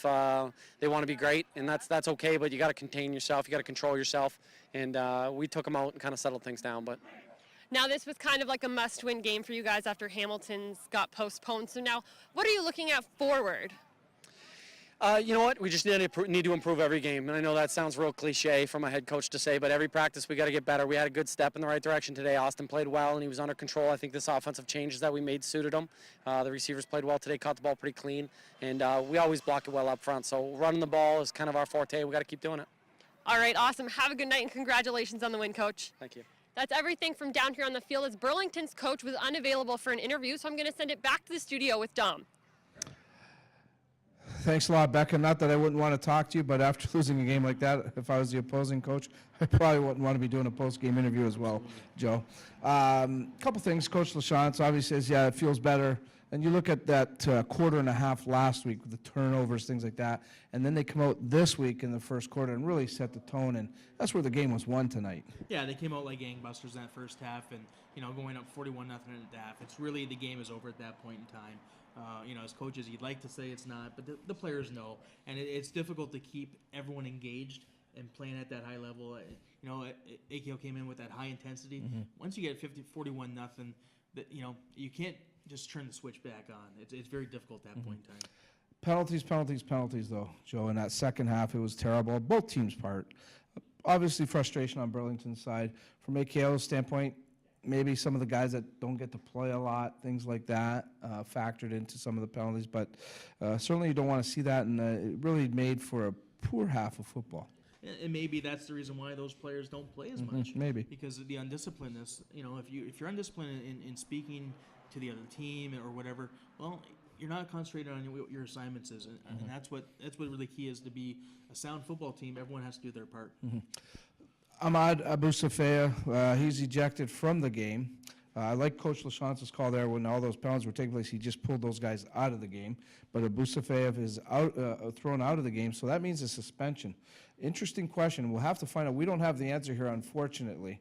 But the game against Hamilton next week would have been week 5, and that means the real next game for the Fratmen technically would be the London game in 2 weeks in London. So I'm wondering if that's going to play a role, or if Abu Safia is going to be available for Hamilton. Yeah, that's going to be interesting what the commissioner of the league is going to rule on that, because that's a very unique situation and probably one that we've not seen before in the past. What can AKO take from this game and bring to that Hamilton, the remainder of that Hamilton game? Joe, can it get them over that hump? And even though being down 12-0, does it help the cause? Yeah, well, knowing, in this first half today, they didn't turn the ball over, and they were able to score points when they were in the red zone. So those are things that you can take into the next game, and those are things that against Hamilton last week they weren't able to do. So knowing that they've took care of business today, that should give them a better idea going into next week, and knowing that they made those mistakes previously, that they're not allowed to, and they can't make those mistakes next week. I'm not going to ask our producer, Steve Bell, to run it, but at the beginning of the broadcast, we'll always get your prediction. You said a win for AKO tonight. I said it's going to be at least 40 points tonight. Yes, I'm bragging, folks. Joe, you're buying the pop tonight. So, but good stuff, good win. Speaking of the game next week, again, Hamilton will be back here. This is the makeup game, or the continuation, I guess, not a makeup game, a continuation of the game that was postponed last week due to the weather situation. There will be 5:03 remaining in the second quarter. Hamilton with the ball, leading the game 12-0. That's where we'll pick up the action. Even though it's 12-0, Joe, I'm still expecting a dandy ball game here. Well, it should be a great game. Hamilton, especially with the playoff implications now. Absolutely. Ottawa winning tonight, Hamilton winning tonight. The Hamilton AKO 4-1, Ottawa 5-1. One of those teams is going to fall to the third place and be on the road for that first playoff game. Yeah, and then that's what all it is about seeding right now. You want to be in those top 2 seeds, so you get a home game. And you definitely don't want to fall to 4th and have to go up to Ottawa if that's the case. All right. So that's the story here tonight at the Windsor Stadium. The AKO Fratmen victorious over the Burlington Braves. On behalf of Joe Manerick, Badi Quas, our entire hardworking crew here at we-tv.ca, this is Dominic Papa wishing you a great night. Once again, our final score, the Windsor AKO Fratmen 48, the Burlington Braves 0. We'll see you again next week. Take care, everybody.